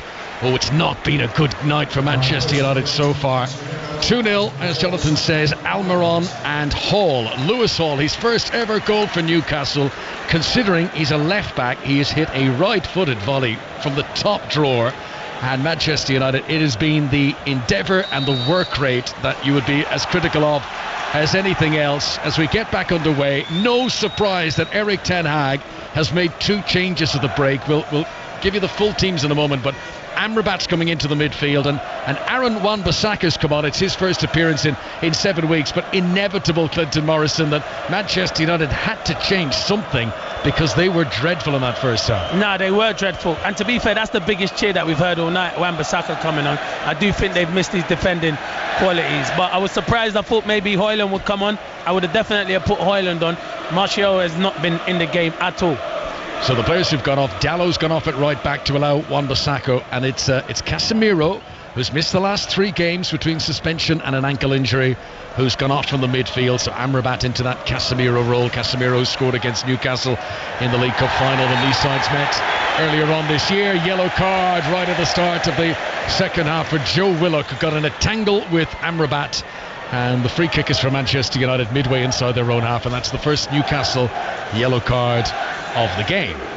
Joe Willock, who's had a good game, he's been full of energy, full of pressing in attack. It's a Newcastle team that won't have played together before. We'll give you the rundown in just a moment, but there's a goal to tell you about at Portman Road first. Ipswich against Fulham. Here's Flo Pollock. Fulham have a third, Ipswich 0, Fulham 3. Tom Kearney, the captain, slotting home from a Bobby De Cordova-Reeve cross. Fulham comfortable now, Ipswich 0, Fulham 3. Well, thanks very much. So already West Ham with a 3-goal lead on Arsenal look good to be going through. The draw for the quarterfinals, by the way, takes place at the end of this game. We'll bring it to you on 5 Live Sport as Manchester United try to get things moving here in the midfield. Hannibal, who's on a yellow card, maybe lucky to still be on the pitch. He might have got a second yellow for a challenge that was arguably worse than the first one in that first half, but he got away with that. He's now got Amrabat for company in the middle of the midfield. Mason Mount, the other midfielder for Manchester United. The back 4 is now Wan-Bissaka, Harry Maguire, Victor Lindelof and Sergio Reguilon. Andre Onana is the goalkeeper. In the front 3, Anthony Martial and Alejandro Garnacho. So that's the home side. There's been a late goal at the London Stadium, and I believe the full-time whistle has gone as well. Jonathan Pearce. It has finished 3-1 to West Ham. Odegaard got a consolation with the slanted shot from inside the penalty area. Almost the final kick of the game. West Ham have won it with the own goal by Ben White early in the game. Should have been ruled out for a foul on the keeper.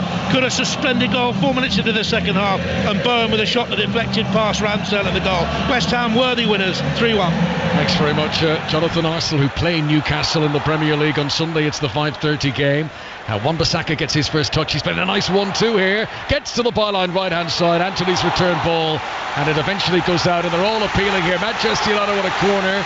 Newcastle say it's a goal kick. The officials have given the corner to the home team. He makes a difference straight away, Wan-Bissaka, because he gives you energy down that right-hand side. It's a good start from Wan-Bissaka. So really good start. And then you can hear the fans now.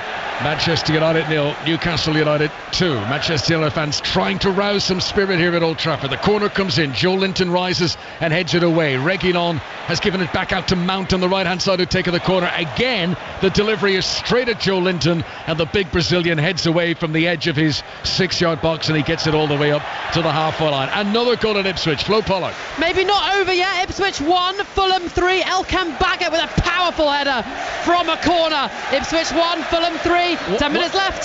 Thanks very much, Flo. This is Reguilon, left-hand side for Manchester United, trying to start this second period in a new gear now, having been thoroughly outclassed in the first period. This coming off the back of the Manchester derby on Sunday, when again Erik ten Hag's side were outclassed. When the second goal went in that first half, to Morrison, Erik ten Hag, we saw on our monitor, just shaking his head. He can't believe how poor his team have been. No, yeah, he's shaking his head, but he's the man. He runs this football team, so he needs to motivate these players. As I said, his half-time team talk had to be big. He had to make a few changes, and it's been a positive start in the second half.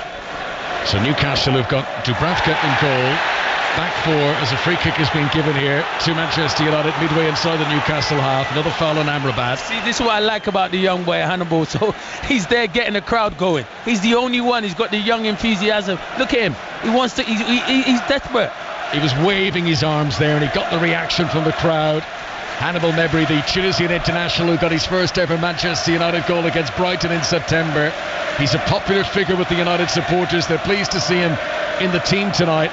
Now let's see if the free kick he's won can deliver anything. Mount and Anthony are the two standing over it. 10 yards outside the penalty area. Right hand side as Manchester United come forward, attacking the Stretford in. It's played in by Mount, too high for Maguire, flashes beyond him and Garnacho. Garnacho stretches, but he has kept it in play. I didn't think he did. It's been kept in play by the Argentinian. Reguilon, left hand side, delivers across, no one at the back post. It's going to go all the way through to Anthony. Anthony controls, tries to get it onto his left boot. Good challenge by Joe Willock. Newcastle are able to repel Manchester United once again, and Wan-Bissaka sends it all the way back to Onana. Anthony Gordon sprints to apply some pressure, and Onana shuffles it beyond him and feeds it to Amrabat, and Manchester United must look to build from the back again. The goals in the first half from Almiron, who was an early substitute. He wasn't named in the starting 11, but he came on after only 4 minutes. There was an unfortunate injury for Matt Targett, who's had a lot of injury problems and was getting his run in the starting 11 tonight, but first time he touched the ball he pulled up with a hamstring injury. Almiron came on, and that gave a different complexion to the Newcastle team. Suddenly they were more attacking right from the get-go. Obviously, Clinton, they didn't want Matt Targett to get injured, but I just wonder, the way the game has gone tonight, was that a blessing in disguise for Newcastle to get Almiron on so early? Yeah, I think it made him more positive, to be fair. You're spot on, Connor, and that we don't ever like to see anyone injured. This is good work rate again from Willock, who gets in ahead of Amrabat, but his touch was heavy, and Lindelof was able to scoop it off him and play it back to the goalkeeper. Game's had a nice pace about it since the start of the second half. Because they've had a goal, Man United. They've come out on the front foot, but you shouldn't take 45 minutes and go 2-0 down before you start playing. This is 5 Live from the BBC. The last 16 of the Carabao Cup. Replay of last year's final. Mason Mount gives it to Reguilon on the left-hand side. Low ball to the edge of the area to Martial. He releases it to Garnacho, who wasn't ready, doesn't control it. That's what Manchester United were like in the first half. Little mistakes like that stunting their progress as Livramento clears the ball away. Yeah, you're right. And to be fair, Martial has to be better. It comes into it, it bounces off him. Has to be better, Connor, in possession.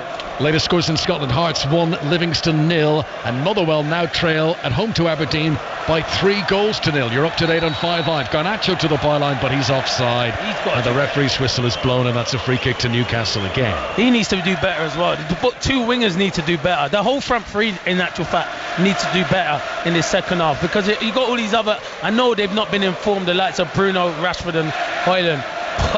I'm getting them on. They're on the big money. They're the big players. They need to be on the pitch. Some big names tumbling out of the League Cup. Manchester City were beaten by Newcastle in the last round. Arsenal have already gone out tonight. Manchester United could be joining them trailing by 2-0 here. Let's go to Celtic Park. Celtic against St Mirren this evening. Here's Connie McLaughlin. You can hear that noise behind me. It means it's Celtic 2, St Mirren 1. Celtic ahead for the first time in this match. It was off the bench with a strike that nearly burst the net. It could be such a vital goal because Celtic would have been desperate to avoid dropping any more points. St Mirren coming forward. Here's the opportunity. Joe Hart saves it though, and we've got about 6 minutes or so left on this game. I don't think it's over yet. Celtic 2, St Mirren 1. Thanks very much. We told you Hearts are 1-up on Livingston and Aberdeen 3-0 up away at Motherwell. The other games in the Scottish Premiership this evening: St Johnstone are 2-up on Kilmarnock and Rangers leading away at Dundee. That game kicked off later. They're still in the first half there. Here come Manchester United at Old Trafford. Mount to the byline left hand side, swings in a good cross, good defending by Willock. It falls to Wan-Bissaka on the edge of the box. Amrabat shoots, but it's away off target into the crowd behind the goal that Dubravka is playing in front of. It's an attempt from Manchester United, but it's another one that's off target. It is, and Wan-Bissaka, you can see he's not comfortable when it comes to him on the edge of the box. He lays it to Amrabat. He's trying to fend it into that far corner, but I think it's been much better in the second half from Man United. Martin Dubravka, who had a few saves to make from long range in the first half. He was on loan here at Old Trafford last season, played for Manchester United in the League Cup, picked up a League Cup winners medal for that, even though his parent club Newcastle, he was back with them by the time that the final was played. Remember, he couldn't play in that final because he was cup tied. Nick Pope had been sent off against Liverpool, and it was Loris Karius who had to play in that final at Wembley, and Karius is the reserve keeper for Newcastle again this evening. Tino Livramento, who's yet to start a league game for Newcastle, takes a throw in on the right hand side. He was brilliant in the first half. Livramento set up the Almiron goal. He's given it into Willock, who's had his pocket picked by Anthony here. Mount gets it on the edge of the tee. Flag is raised on the far side, and a free kick has been given. Free kick to Newcastle. Manchester United had straight offside. Yeah, I think Mason Mount had come, or it might have been Martial came back on. Well, it was one of the two that came back on into an offside position. But it's much better for Man United, and Newcastle don't mind this. Newcastle have done their work in the first half. They'll play counter-attacking football. They don't mind. They can defend. Newcastle haven't won a major trophy for 54 years. The Intercities Fairs Cup. Joe Harvey was the manager, 1969. And if you want to talk domestic trophies, you've got to go back 68 years, the 1955 FA Cup under Doug Livingston. It is all ancient history. It is sepia and black and white stuff for Newcastle United, and they want to see some silverware for all this new promise their football club has been showing over the past 2 years. Of course, Manchester United have been the thorn in the side. The 1999 FA Cup final, the League Cup final. You know, if it wasn't for that pesky Manchester United, Newcastle might have had a bit of silverware in these intervening years. You're right. And maybe that would give it a little bit of extra satisfaction for the Newcastle fans to be leading 2-0 here at Old Trafford. But Manchester United have been better second period. Here's Anthony weaving in off the wing, shoots, but it's away off target, and it's not just wide, it's miles wide. Never in danger of troubling Dubravka. 2-0 it remains. No, it's good play between him and Martial, but look at my centre forward Martial. He's laid the ball off. He's still outside the edge of the box. Once you've laid it to Anthony, get into the 6-yard box and score a goal. You're a number 9, Martial. He sets it and he's just admiring it and then drops off. Get into the box. Manchester United have lost 3 of the last 4 Premier League home games. Erik ten Hag, the pressure will be growing on him all the time, and he got that bit of silverware winning this competition last season, but it very quickly fades into the memory when you start a new campaign in a disappointing fashion. And it's not just the results, it's the manner of them, the performances that Manchester United fans have been so critical of and disillusioned by so far this season. Harry Maguire, who scored in the Champions League last week, comes forward, gives it low to the feet of Anthony Martial. Martial, who's become a more peripheral figure lately since the arrival of Rasmus Højlund into the team, but getting his start tonight in the League Cup. Lindelof, who played left back against Manchester City at the weekend, back at centre half this evening. To Garnacho, taking on Livramento. It's been a good battle between them, and it's a battle that Livramento's been winning, and another well-timed sliding tackle to put the ball out for a corner. Yeah, it's a good battle between the two youngsters, but Livramento's definitely winning that. He gets back, and it's really good defended. The difficulty for Livramento, we've mentioned a few times now how good he's been tonight, is that arguably he's competing with Newcastle's best player in Kieran Trippier. You know, how's he going to get game time? But clearly he's well able to play this position, Livramento. Yeah, of course he can. Can he play further ahead as well? They'll be looking at that, but Almiron's in good form as well. Here comes the corner played in by Reguilon, headed out by Joe Linton. That's the third corner in a row that Joe Linton has won the header for. Garnacho's beaten to the ball by Anthony Gordon, and all Mason Mount can do is prod it out of play for a Newcastle throw. I'm staggered that it's nearly gone to the 60-minute mark, and he's not brought on players that can affect the game. Listen, Wan-Bissaka and Amrabat have made a big difference, but you've got to bring on Højlund. You paid loads of money for him, and you need a goal. He's a natural goal scorer. It's 4-0 now for Aberdeen away at Motherwell in the Scottish Premiership. As Newcastle have possession of the back, Dubravka is confident enough to play it right beyond Martial, and then it's clipped away by Emil Kraft on his first appearance of the season. I mean, just to put it in context, you've got Paul Dummett and Emil Kraft are the two centre-halves for Newcastle, and Manchester United have not been able to score. And that's no disrespect to Kraft and Dummett, but they've played so little football. Yep, you're right. in well over a year, the pair of them. But spot on, Connor. But they've not been tested. No. Exactly. They defended excellent.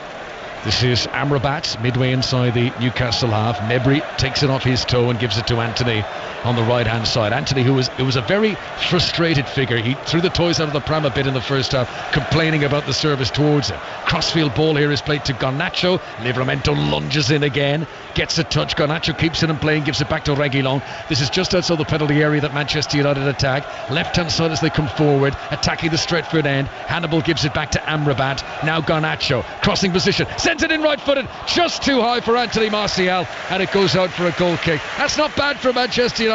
That's the best we've seen in some time. No, they have. They kept the ball, they kept it moving, 1 and 2 touch. It was good play, and then Garnacho whips a great ball in, and Martial just can't get on the end of it. He's actually in the box then, where your centre forward should be.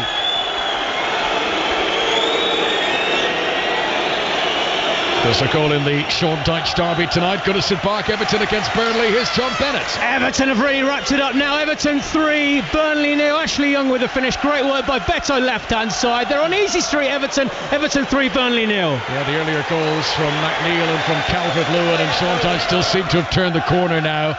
Wins against Brentford and Villa and Bournemouth and West Ham at the weekend, and now on the way to beating his old team Burnley. And after a slow start to the season, looks much better for Everton now. Here's Joe Willock. What a run this is! What a goal, Joe Willock!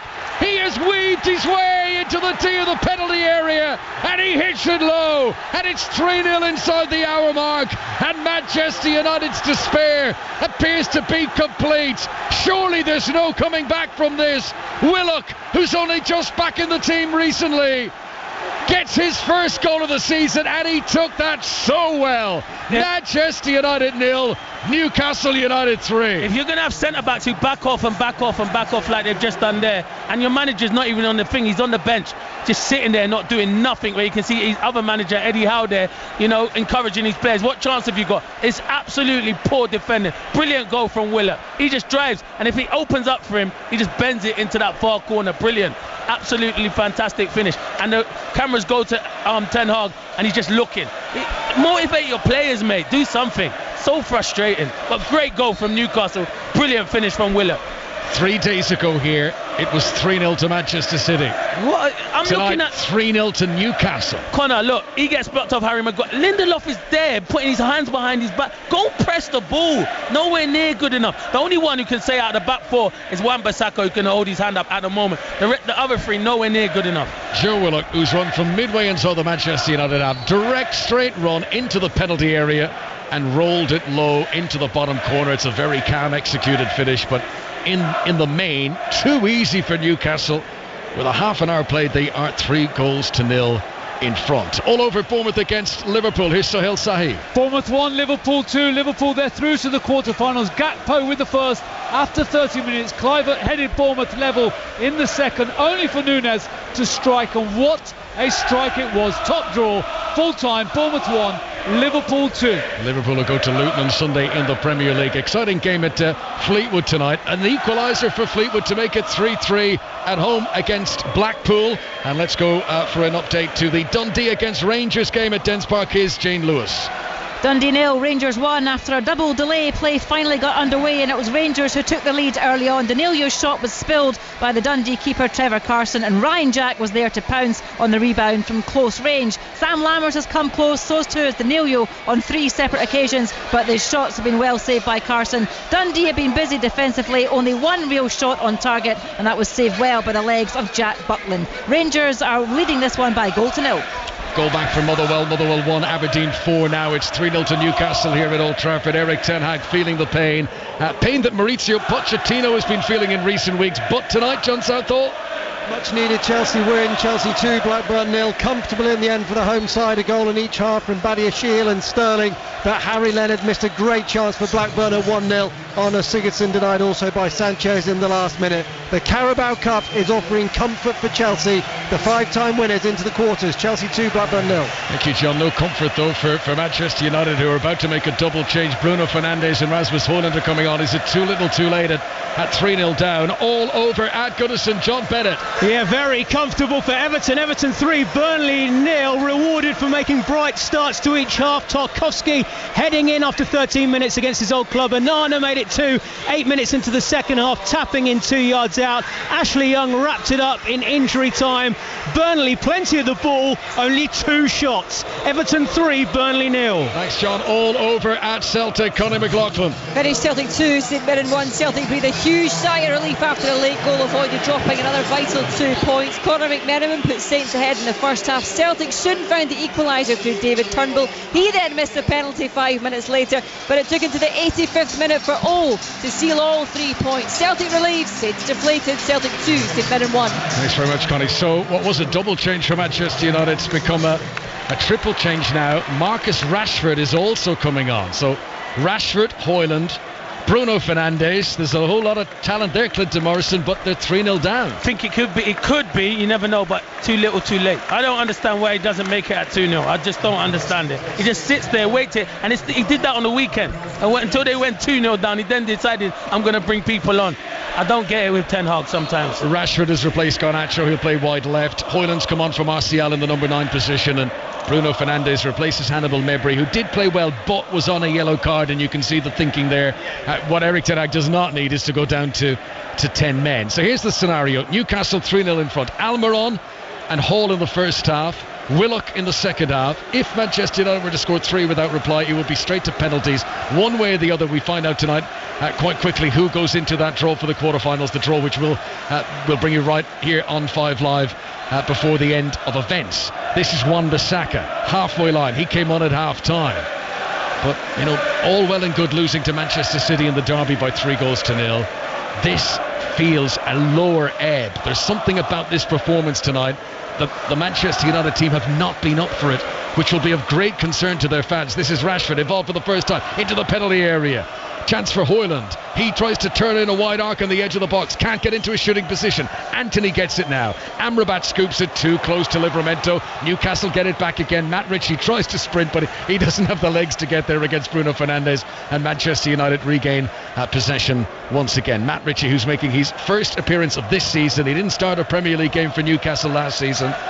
He's very much a squad member at St James's Park these days, but he's put in a good shift tonight for a player who must be rusty, having had so little game time. Here's Amrabat in the midfield for Manchester United. On to Bruno Fernandes. Back to Victor Lindelof. Manchester United need to get some goalmouth action here to try and improve the mood and spirits of their supporters. Mount tries to play it into the penalty area, but it's headed away by Emil Kraft. And then there is it a handball or something? There's a free kick to Manchester United midway inside the Newcastle half. 3-0 to Newcastle. Listen, every Newcastle player has been outstanding. Eddie Howe got his spot on. We said about the changes, but the changes have worked in their favour. The changes for Man United didn't work in their favour.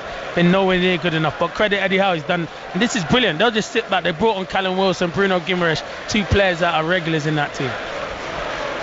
Free kick's been taken short to Reguilon on the left-hand side. Leaning back, he swings in across, and inevitably it's Joe Linton back there to head away. He's been brilliant defensively in the air tonight. Yeah, he's been brilliant, full stop, in that midfield, covering everything. But yeah, he's such an improved player, Joe Linton. Outstanding so far. So 3-0 down. If Manchester United lose this, it'll be their 8th defeat in 15 games this season. And you've got to go back to 1972 for the last time that happened. Part of a poor run that saw Franco Farrell sacked for a run like that. So what pressure it's going to put on Erik ten Hag will be very interesting to see. This is Rashford. Absolutely smacks of too little too late, this triple change of Rashford, Højlund and Bruno Fernandes. Maybe we'll eat those words, but quarter of the game to go, 3-0 down. This is Lindelof inside the centre circle. Newcastle, whose work rate, pressing, pressure on Manchester United has been so good tonight. They've had a hunger about them that's been absent in their opponents. Bruno Fernandes lashes the ball in front of Mount. Mount can't control it. Into the Stretford end it goes. And his body language straight away. Bruno Fernandes throwing his hands. Come on, man, you're the captain. Lead by example. Not good enough. And listen, it was a good pass and Mount should have controlled it, but the reaction, it gives the whole crowd who's watching it doesn't look good. Callum Wilson and Bruno Guimaraes have come on for Newcastle. It is all over at Portman Road. Ipswich against Fulham tonight in the League Cup. Flo Pollock. Full time, Fulham progress and a short 3-1 win over Ipswich. Harry Wilson scored the opener and that was the heart of all that Fulham did well. Munt and Carney also scored. Ipswich rested players and they lacked the quality to compete in truth. Baggett got a consolation goal for them, but full time, Ipswich 1, Fulham 3. Right, so that's all the other games in the League Cup tonight done and dusted. West Ham are through having beaten Arsenal 3-1. Liverpool are through having beaten Bournemouth 2-1. Chelsea through having beaten Blackburn by 2 goals still at Stamford Bridge. Everton 3-0 victors against Burnley, and as we've just heard there from Flo, Fulham are through, another Premier League team into the quarter-final, having won 3-1 away at Ipswich. Here at Old Trafford, goals from Almiron, from Lewis Hall, his first for the club, and from Joe Willock in the second half. 3-0 for Eddie Howe's team. Reguilon wins a header. Højlund tries to cushion it down for Bruno Fernandes, bounced up to his arm, which was by his side, and then sliding in was Paul Dummett to clear the ball away for Newcastle. Manchester United get it back on the halfway line. Lindelof stabs it forward. Bruno Fernandes tries to flick it on. It lands for Mason Mount and he careers it off target. And we were commentating on Sports Extra in the first half, Clinton, but worth repeating the stat for listeners who've joined us on 5 Live. Mason Mount has still in the Premier League yet to have a shot on target for Manchester United, and he hasn't packed his shooting boots from the move from London, because that, I mean, at least hit the target with that. He's miles wide. Exactly, and it's the most difficult skill when it's coming to you. Take a touch and feed it to Anthony or Bruno. It's just panicking, and that's what Man United players are doing at the moment. Every single player is panicking, not just Mason Mount. Collectively, nowhere near good enough. 36 caps for England. Mason Mount scored 27 league goals during his time at Chelsea. Yet to score since becoming a Manchester United player. Amrabat jumps in the midfield, beaten by Sean Longstaff in the air. Lindelof gets a touch down for Reguilon, left full back position for Manchester United. Bruno Guimaraes gets a touch on it. Kraft too, and then good industry from Lindelof, who's showing a bit of battle here as he skips away from a few challenges and eventually is fouled by Matt Ritchie, and that's a free kick to Manchester United on the halfway line. Back to Harry Maguire. Dribbles his way up towards the halfway line. A strong Bayern Munich team tonight have lost in the German League Cup to a third-tier team this evening. Saarbrücken have beaten Bayern by 2-1 in a game in which Harry Kane was an unused substitute. So there's big names going out of cups all over the place tonight. Arsenal already crashing out of the League Cup. They've got their Champions League duties, which resume next week. But Newcastle are also in that elite competition. It would appear are going to continue in the League Cup too. And we spoke about it right at the start of the night with Steve Crossman, Clinton. You know, for all it's great to be in the Champions League and all that, Newcastle fans want a trophy. They would be so happy if they could win the League Cup. Yeah, definitely. To be fair, and some of these players who have not been playing, they'll be happy to get out there and progress, because they'll get more game time. But yeah, we've said it all along. And when we looked at the team, we said, can they go and compete with Man United? They've done that and demoralised Man United. A problem for Lewis Hall here, this 19-year-old left back who's done so well since arriving in from Chelsea. Chelsea's Academy Player of the Year last season. Real coup for Newcastle to get in. He's got his first Newcastle goal in the first half, and I think he's going to be replaced by Dan Burn here. He's been down receiving treatment. He's back in his feet at the moment, but Burn is getting ready to come on down in the technical area down below us. That's not a bad player to be bringing on at this stage of the game for Newcastle either, to be bringing on Dan Burn. If you want to defend, it's the best player to bring on in Dan Burn. Lewis Hall will give you more going forward, but I must say the two fullbacks this evening have been outstanding. Livramento, obviously, in the first half was unbelievable. The assist for the goal for Almiron, brilliant, and Lewis Hall got his goal as well. Man United, the players' body language, it's not good enough for me, Connor. It's not good enough. Manchester United in a sorry state. All over. Hearts have beaten Livingston by 1-0. St Johnstone have beaten Kilmarnock 2-1. And Fleetwood, with that late equaliser, held on for the 3-3 draw at home to Blackpool. Big game in those parts. This is Harry Maguire, short to Amrabat, over into space for Anthony on the far side. Manchester United playing right to left as we look down. The red shirts, white shorts, black socks. Newcastle in their traditional black and white stripes. Bruno Fernandes gives it back to Anthony again, running now at the defence in front of Anthony Gordon, veers in field, clips the ball looking for Rashford, gets it tight of the byline, tries to hook it back centrally, and Emil Kraft on the edge of his 6-yard box is there to clear it out for a Manchester United throw. Yeah, but you know, when it comes to Rashford, look like you really want to fizz it back across, take a touch. It's not the same Rashford that we saw last season, who was quality in front of goal, assisting and scoring loads. Yes, it's been a very different Marcus Rashford this time around. 1 goal in his last 15 games before tonight. Here's a cross in from Anthony, which again goes straight out of play and wide. And cheers and whistles and general dissatisfaction around Old Trafford. It's a great chance for Bruno Fernandes. He's the first one to criticise everyone else when they do something wrong. It's a terrible miss from Bruno Fernandes. He should be hitting the target. Just not happening for Manchester United. It's going to be a double change. Look at this now. Dan Burn and Kieran Trippier get to come on. Eddie Howe wants to shut the door here. He doesn't want any late drama. He wants to hold on to this 3-goal lead, and you can't blame him. But it just shows, you know, the importance of this cup competition for Newcastle. You look at the players he's put on now. Wilson, Bruno Guimaraes, Almiron, Dan Burn and Kieran Trippier. He's bringing on the big guns to make sure that they stay on in this competition. Yeah, because you can give them 16, 17 minutes of football, and you know what it's like defensively. When Kraft, as you said, and Dummett haven't played, you've got 2 experienced fullbacks that have been playing that can help them along in these last 16, 17 minutes. Matt Ritchie comes off all smiles. He's delighted to have been back in the thick of the action. And we mentioned that Lewis Hall was struggling, so Dan Burns come on for him. So it means that Tino Livramento stays on. So they've Trippier and Livramento on the pitch at the same time. And this will be interesting to see which way that Eddie Howe plays this and who will sit behind who. At the moment, it looks like Livramento's going to go wide right in midfield and Trippier in behind him. And who knows, this could become a regular thing for Newcastle if Livramento continue his progression. Amrabat has possession for Manchester United inside his own half. Manchester United rapidly running out of time. I mean, there's always a chance in football. This club of all clubs knows how to have comebacks in cup competitions, but they've only 15 minutes to go now. Wilson comes in, tries to crack a shot, and it deflects away off Lindelof and out for a Newcastle corner. Manchester United 0, Newcastle 3. 5 live for the BBC in the Carabao Cup. There's unrest in this. You got Onana coming out. He's asking Anthony, why are you not tracking back? So there's definitely unrest at Man United at the moment, but Newcastle look the most likely to get the next goal in this game, Connor. With Callum Wilson having that shot there. A chance to remind you that the latest episode of the Footballers Football Podcast has got Callum and Mikel Antonio giving their take on the current Manchester United situation, which 2 jokers in the mood of things is very topical. It is, yeah. Always worth a listen, and you can download via BBC Sounds. Corner. Trippier to take, right-footed, great whip on that in an in-swing. Lindelof jumps and heads it away. It's fallen here for Longstaff. A chance to take a touch, drills it in. It's a fraction wide. What a goal that would have been. Oof. Talk about putting the laces through it. He has lashed that, Sean Longstaff. Oof. And Onana goes at full stretch. He was beaten. It's inches wide. That's a great strike. Onana was full strength. I was just waiting for the net to ripple there, Connor. Fantastic technical ability from Longstaff. He's had an outstanding season so far. Turned 26 on Monday, Sean Longstaff. He scored 2 goals this season. Scored against Crystal Palace 2 league games ago. Scored against Sheffield United in September. He's a player who's come on in the Eddie Howe era at Newcastle. We've seen a replay again. It's even got a bend towards the target. That was so close to squeezing in.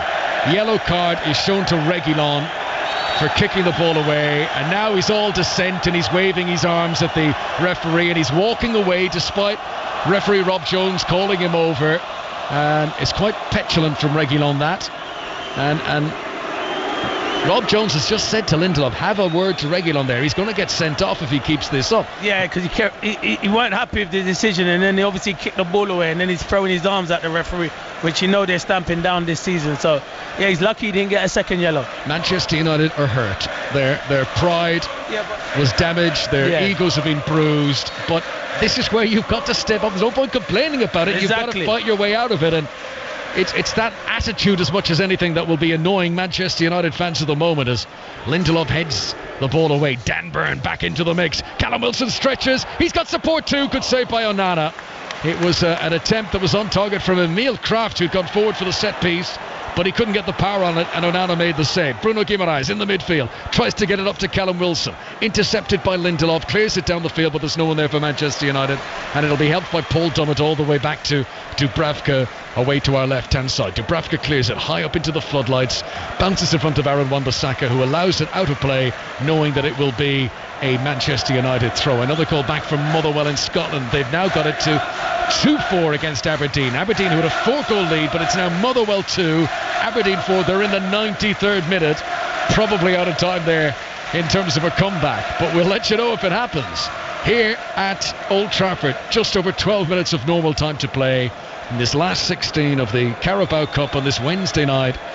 And the forecast, Storm Ciarán apparently is on the way. We haven't seen any rain. It's been good conditions for football tonight, but already the red plastic seats are becoming more and more evident around the stadium as Manchester United fans make their way towards the exits, and they have seen enough. United, who travelled to Fulham in the Premier League on Saturday. I'll be honest, Connor, if I wasn't working and doing the radio, I would be leaving as well. I'm trying to miss that traffic. That's how bad they've been this evening. It has not been worth the entrance fee for Manchester United fans tonight. And you see them heading off into the Salford air with clouds over their heads. 3-0 back-to-back now. Another home defeat in this run of form, which is getting more and more concerning for Erik ten Hag's team, a club that seemed to be going in the right direction when he first came in. His methods from Ajax, needing to shake up a dressing room, and he got rid of some big egos, and plenty murmurings that they're going the right way. They get the League Cup win last season, but this campaign feels like a step backwards again, at least one step backwards. Yeah, definitely. One, I'd say 2 or 3 step backs. It's been nowhere near good. I know we're still early on in the season, but they have to improve.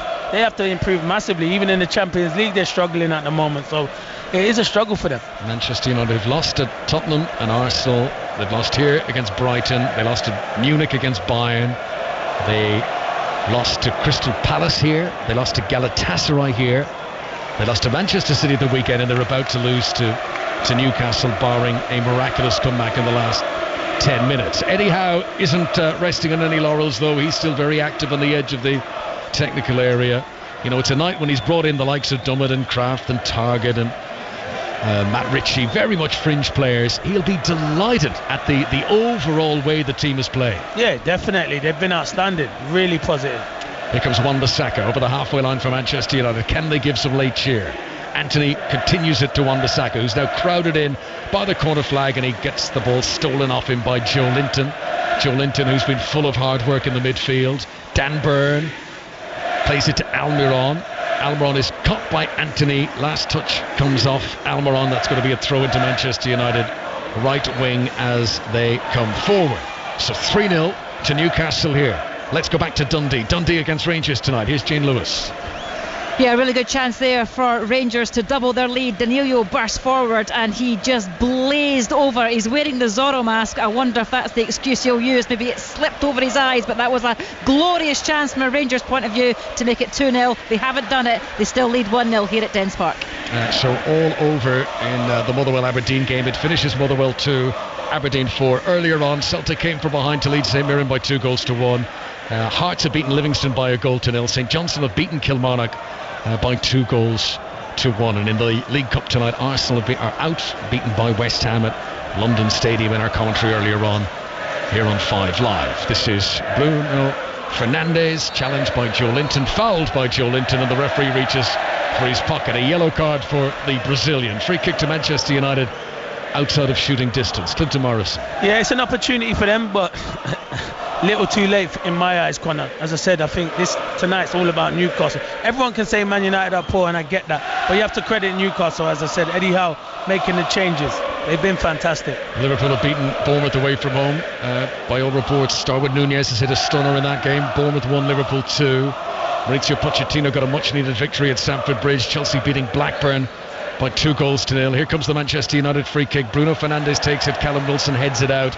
Not a good free kick by Bruno Fernandes. No, you're always told to miss that first man, and it wasn't good enough from Bruno Fernandes.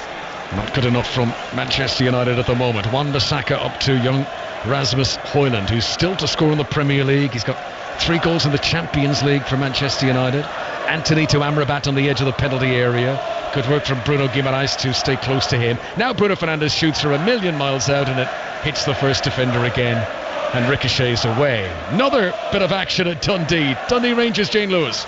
Yeah, you'll remember just a couple of minutes ago, Danuya blazed over. This time he has made no mistake. A lovely, neat one-touch play between himself and Sima, I should say, for Rangers. Neat 1-2, and Danilo this time does not make any mistake as he makes it 2-0 to Rangers. And aren't the visiting fans enjoying that one? 2-0 Rangers. Thanks very much, Dave. Manchester United, the League Cup holders, are on their way out of the competition. We've got 7 minutes of normal time to go here. Manchester United 0, Newcastle 3. Story of the game, brilliant run by Tino Livramento, the young English right back, to create the opening goal for Miguel Almiron in the first half.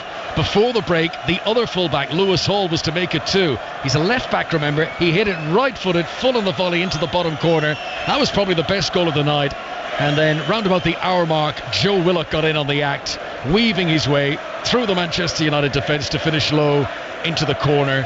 And it's a night in which Martin Dubravka, who's not had much first-team football over the last 2 years between injury and being out of favour and even being here on loan at Old Trafford at one stage, he's not had anything of concern to save. The only saves Dubravka's made tonight have been from outside the penalty area. You're right. Mason Mount shot in the first half from 25 yards, which was a comfortable save. How can you not work a goalkeeper and you're coming to Old Trafford? Anthony crosses from the right wing, headed away by Paul Dummett, whose calves and hamstrings must be burning now. He's had so little football in recent years. Paul Dummett scored that famous 90th minute equaliser against Manchester United in the famous 3-3 game at St James's Park all the way back in 2016. Another ball into the penalty area. Trippier so calm with Rashford behind him. He just dummies it inside the penalty area and allows the ball to go out. I think it took a touch. It'll be a corner to Manchester United. That was good experience from Trippier, the way he left it there. It was easy, but he's got to be going in with desire, Rashford, at that back post to score. He just ambles in. Makes it easy for Trippier. Rashford has offered nothing since coming on. His only Manchester United goal this season came in the defeat at Arsenal. And that was what, nearly 3 months ago now. 2 months ago anyway. This is Mount near the halfway line. Newcastle are happy to sit deep now. They feel the job is done. High ball into the penalty area from Mount. The big tall Dan Burn gets up and wins the header. Almiron will clear up towards Wilson, and he's covered by Aaron Wan-Bissaka. And more of those red plastic seats are visible as their occupants vacate into the Manchester air. Here's Rashford, here's a chance, turns, shoots, good block. Paul Dummett got the body in the way. Rashford, who took it across the penalty area from left to right, he had a chance to shoot with his right boot, but in to smother the shot was Dummett, throwing his body. Now here's Callum Wilson down the other end, in a sprint against Aaron Wan-Bissaka, gets to the edge of the penalty area, tries to nutmeg the defender. He wanted to roll it into the path of Tino Livramento. Wan-Bissaka makes the interception, but Newcastle hold on to the ball. Trippier gives it to Bruno Guimaraes on the right hand side. You're right, Connor. It's good defending from Wan-Bissaka. I think Wilson thought he ain't going past him in a one-on-one situation, but he done the next best thing and kept the ball. There's been very few bright points for Manchester United tonight, but introduction of Wan-Bissaka for his first appearance in 7 weeks. He's come on at half-time and he's not done too badly, but you know, it is clutching at straws to find positives for Manchester United tonight because they've been dreadful. Bruno Guimaraes here waving his arms, drumming up the support of Newcastle fans, who of course roar back encouragement, and Bruno Fernandes isn't happy with that, and he's had words with Bruno Guimaraes. Battle of the Brunos, and I'm not quite sure what Bruno Fernandes' complaint is. Are you not allowed to wave to your supporters during your game? He can do what he wants. He can do what he wants. I'd rather see a Bruno Guimaraes being happy than a Bruno Fernandes moaning at everyone. It's still going on down there. Manchester United fans felt that was sort of goading, showboating from Bruno Guimaraes, but you see players do that all the time.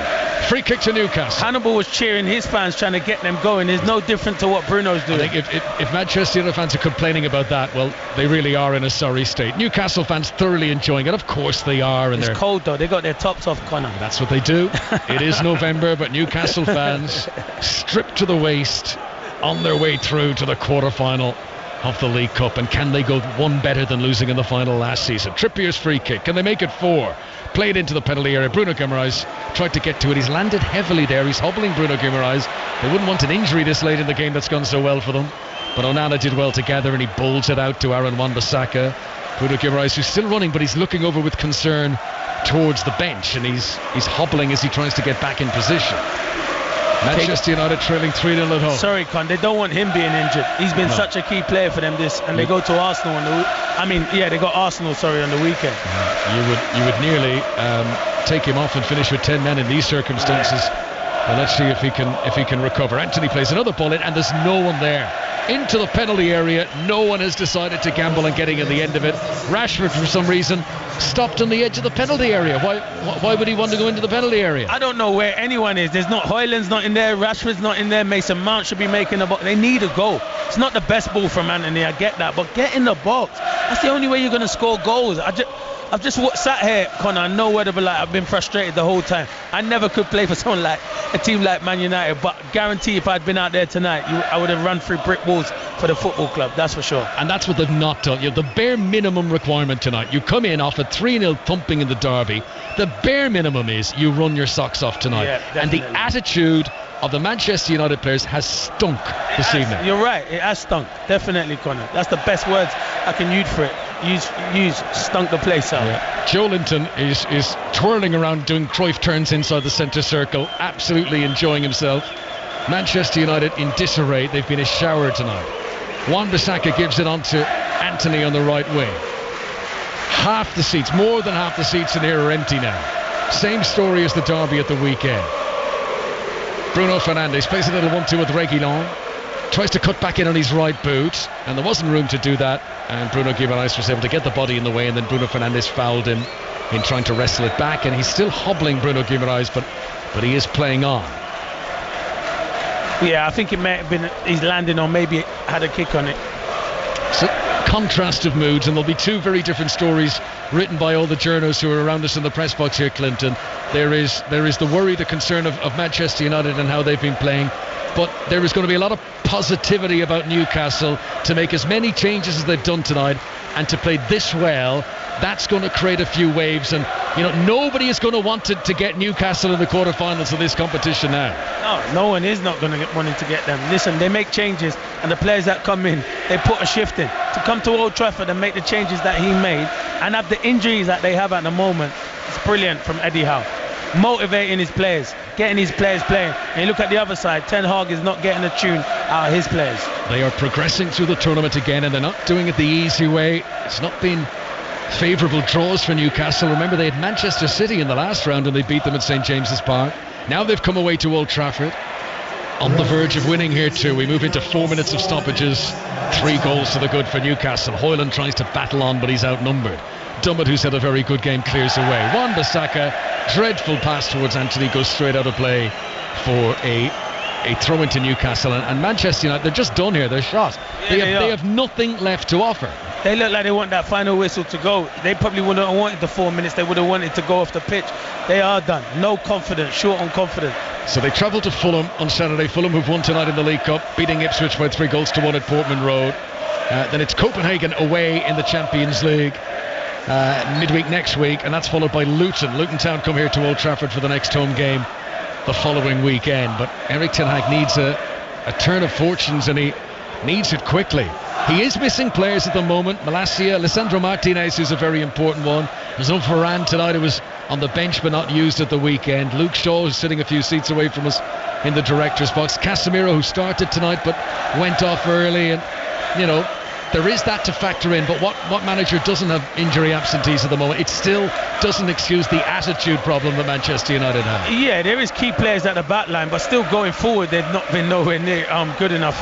And collectively as a team, and look at Newcastle. Newcastle have a big injury list at the moment, but they're getting results. It's your application, and they haven't applied themselves nowhere near good enough this evening. Yeah, they do. You consider Isak with a groin injury, Jacob Murphy's got a shoulder problem, Sven Botman's out, Lewis Miley, Harvey Barnes won't play till next year, Anderson. Elliot Anderson, and Sandro Tonali with the 10-month ban. So as I said, name a manager who isn't missing loads of players at the moment. That's not a mitigating circumstance, unfortunately. Throw into Newcastle on the far side. Old Trafford now about a quarter full. And it'll be interesting to monitor the Manchester United social media, the fanzines, the reaction to supporters, because Ten Hag, I think, is going to get a bit of a bruising for this. Ultimately, it's always the manager's fault in the long term. You know, you can lose one game, you're going out, but back-to-back 3-0 home defeats, he's going to feel this, Ten Hag, surely. I think he will feel it. Of course he is. He's going to be under big pressure. You gave a stat earlier, so he's under huge pressure at the moment, Conor. So Newcastle just playing out the dwindling moments. We've played 2 of the 4 minutes that have been added on. Newcastle on their way through to the quarter-final, and that draw will take place as soon as this game ends. Some big names are out. Arsenal out tonight, City already out. Might it be Liverpool's year? Might it be Newcastle's year? Everton have gone through tonight, and Chelsea are still in their great record in cup competitions, of course, over the years, despite their disappointing league form this time round. Free kick to Newcastle, which they take short. Callum Wilson gives it to Joe Linton. He'll head off towards the corner flag, just toying with Manchester United now. But there'll be celebrations in the Newcastle dressing room. It's always a big deal to come and win away at Old Trafford, and these Newcastle fans who've come, much bigger allocation than league games, they will enjoy the journey back to the northeast after this. And they probably should deserve it. And you know they love a selfie when they've won a game in the change room. You always see it on social media, so they'll be doing that tonight, that's for sure. Might this be the year for Newcastle to end this near half-century of a wait for silverware on the domestic scene? And as Onana gives it short to Lindelof, and Manchester United, who look like they would rather be anywhere else right now, try to play it out for the back. Bruno Fernandes to the right-hand side to Aaron Wan-Bissaka. Rashford trotting his way into the penalty area. Wan-Bissaka gives it short to Mount. Mount took too long, and he's closed down by Bruno Guimaraes, and the ball goes out for a throw-in. So Newcastle, who have beaten Paris Saint-Germain, who've beaten Manchester City, now beat Manchester United. And Eddie Howe's team move into the quarter-finals of the League Cup, with the final whistle being blown here at Old Trafford. Misery for Erik ten Hag. A performance that was worse, much worse than the derby. The interest was not there, the attitude was all wrong. Newcastle have managed to knock the League Cup holders out. Newcastle exact some revenge from that league final defeat at Wembley earlier on this calendar year, and they have done the job with lots to spare at Old Trafford tonight, Clinton Morris. And fully deserved as well. They came here, they changed their team, they were outstanding, they were on the front foot from the first 10 minutes. After the first 10 minutes, they were the better team by a country mile. Outstanding. Eddie Howe got his tactics spot on. The 2 young boys in Hall and Livramento, I thought fullbacks that came in were outstanding. And credit to Willock as well. He's been out a long time, Joe Willock, and I thought he was outstanding. To a man, they were brilliant, to be fair. The Champions League has increased Newcastle's workload this season, but Eddie Howe has shown us tonight he still has plenty of depth in the squad. The old heads like Dummett and Kraft and Ritchie did so well. The young players, Livramento and Lewis Hall, who got one of the goals, boy, they look to be wonderful prospects. It is exciting time for Newcastle, we know that, but it feels so more than ever after this performance. Almiron, Hall and Willock with the goals. Manchester United 0, Newcastle United 3. Clinton Morrison, I'm willing to bet that League Cup final last season will have been in the minds of some of these Newcastle players' heads, because that day they didn't turn up, they did not land a punch on Manchester United. Tonight it felt like Manchester United couldn't be bothered to put a guard up. Yeah, definitely. As I said, everyone will talk. We'll talk about Man United being poor, but give credit to Newcastle and Eddie Howe. I thought they were outstanding. As I said, I think tactically he got it spot on. I was questioning not having a number 9, but I think Gordon led the line ever so well, caused a lot of problems, and it was brilliant performance. Obviously they lost target and then brought on Almiron. He contributed, that scored the first goal. They just were outstanding, Crossy. It was a brilliant performance from Newcastle and thoroughly deserved it. Man United nowhere near it. Yeah, we're going to react to this and one or two of the other League Cup ties tonight. We're going to hear from Jared Bowen before 10:30, and at that point John Jansen is going to take over. But let's start with Newcastle for two reasons, Connor. Firstly, Manchester United's struggles are known, and we'll get into just what this defeat means for them. But secondly, all of the noise and the atmosphere and the celebration at Old Trafford right now is in black and white. And the noise throughout the night has been in black and white. You know, right from the get-go, this larger allocation that you get for cup games has played very much in Newcastle's hands. They created the noise, they cheered things on, and there was, you know, let's be very honest here, when the team sheets came out tonight, it's these mixture of kids who haven't played much, like Livramento and Hall. It's these older players like Emil Kraft, who's barely played in 2 years, like Matt Target, who's already played in the last year, like Paul Dummett, who's barely played in 3 years. And you're kind of thinking, well, this is a patched together team for Newcastle. This won't be Newcastle at their best tonight. But I think it is a testament to Eddie Howe, the attitude, the mindset, the belief that he has put into these players, that it almost doesn't matter the individuals in the position. They are a proper team here. And, you know, people go on about the sports washing, and absolutely rightly said, you know, there is a case to be made and a conversation to be had about all that. But purely from the footballing thing, what Eddie Howe has been able to do to players like Longstaff and Joe Linton and Almiron, who looked bang average under other managers in this team, they now look like world beaters. And you've got to give a huge praise to Eddie Howe and how he's been able to make that be the case. And it's a wave of momentum Newcastle are on. It is intriguing to see where they're going to go with it. Here's the thing, Clinton.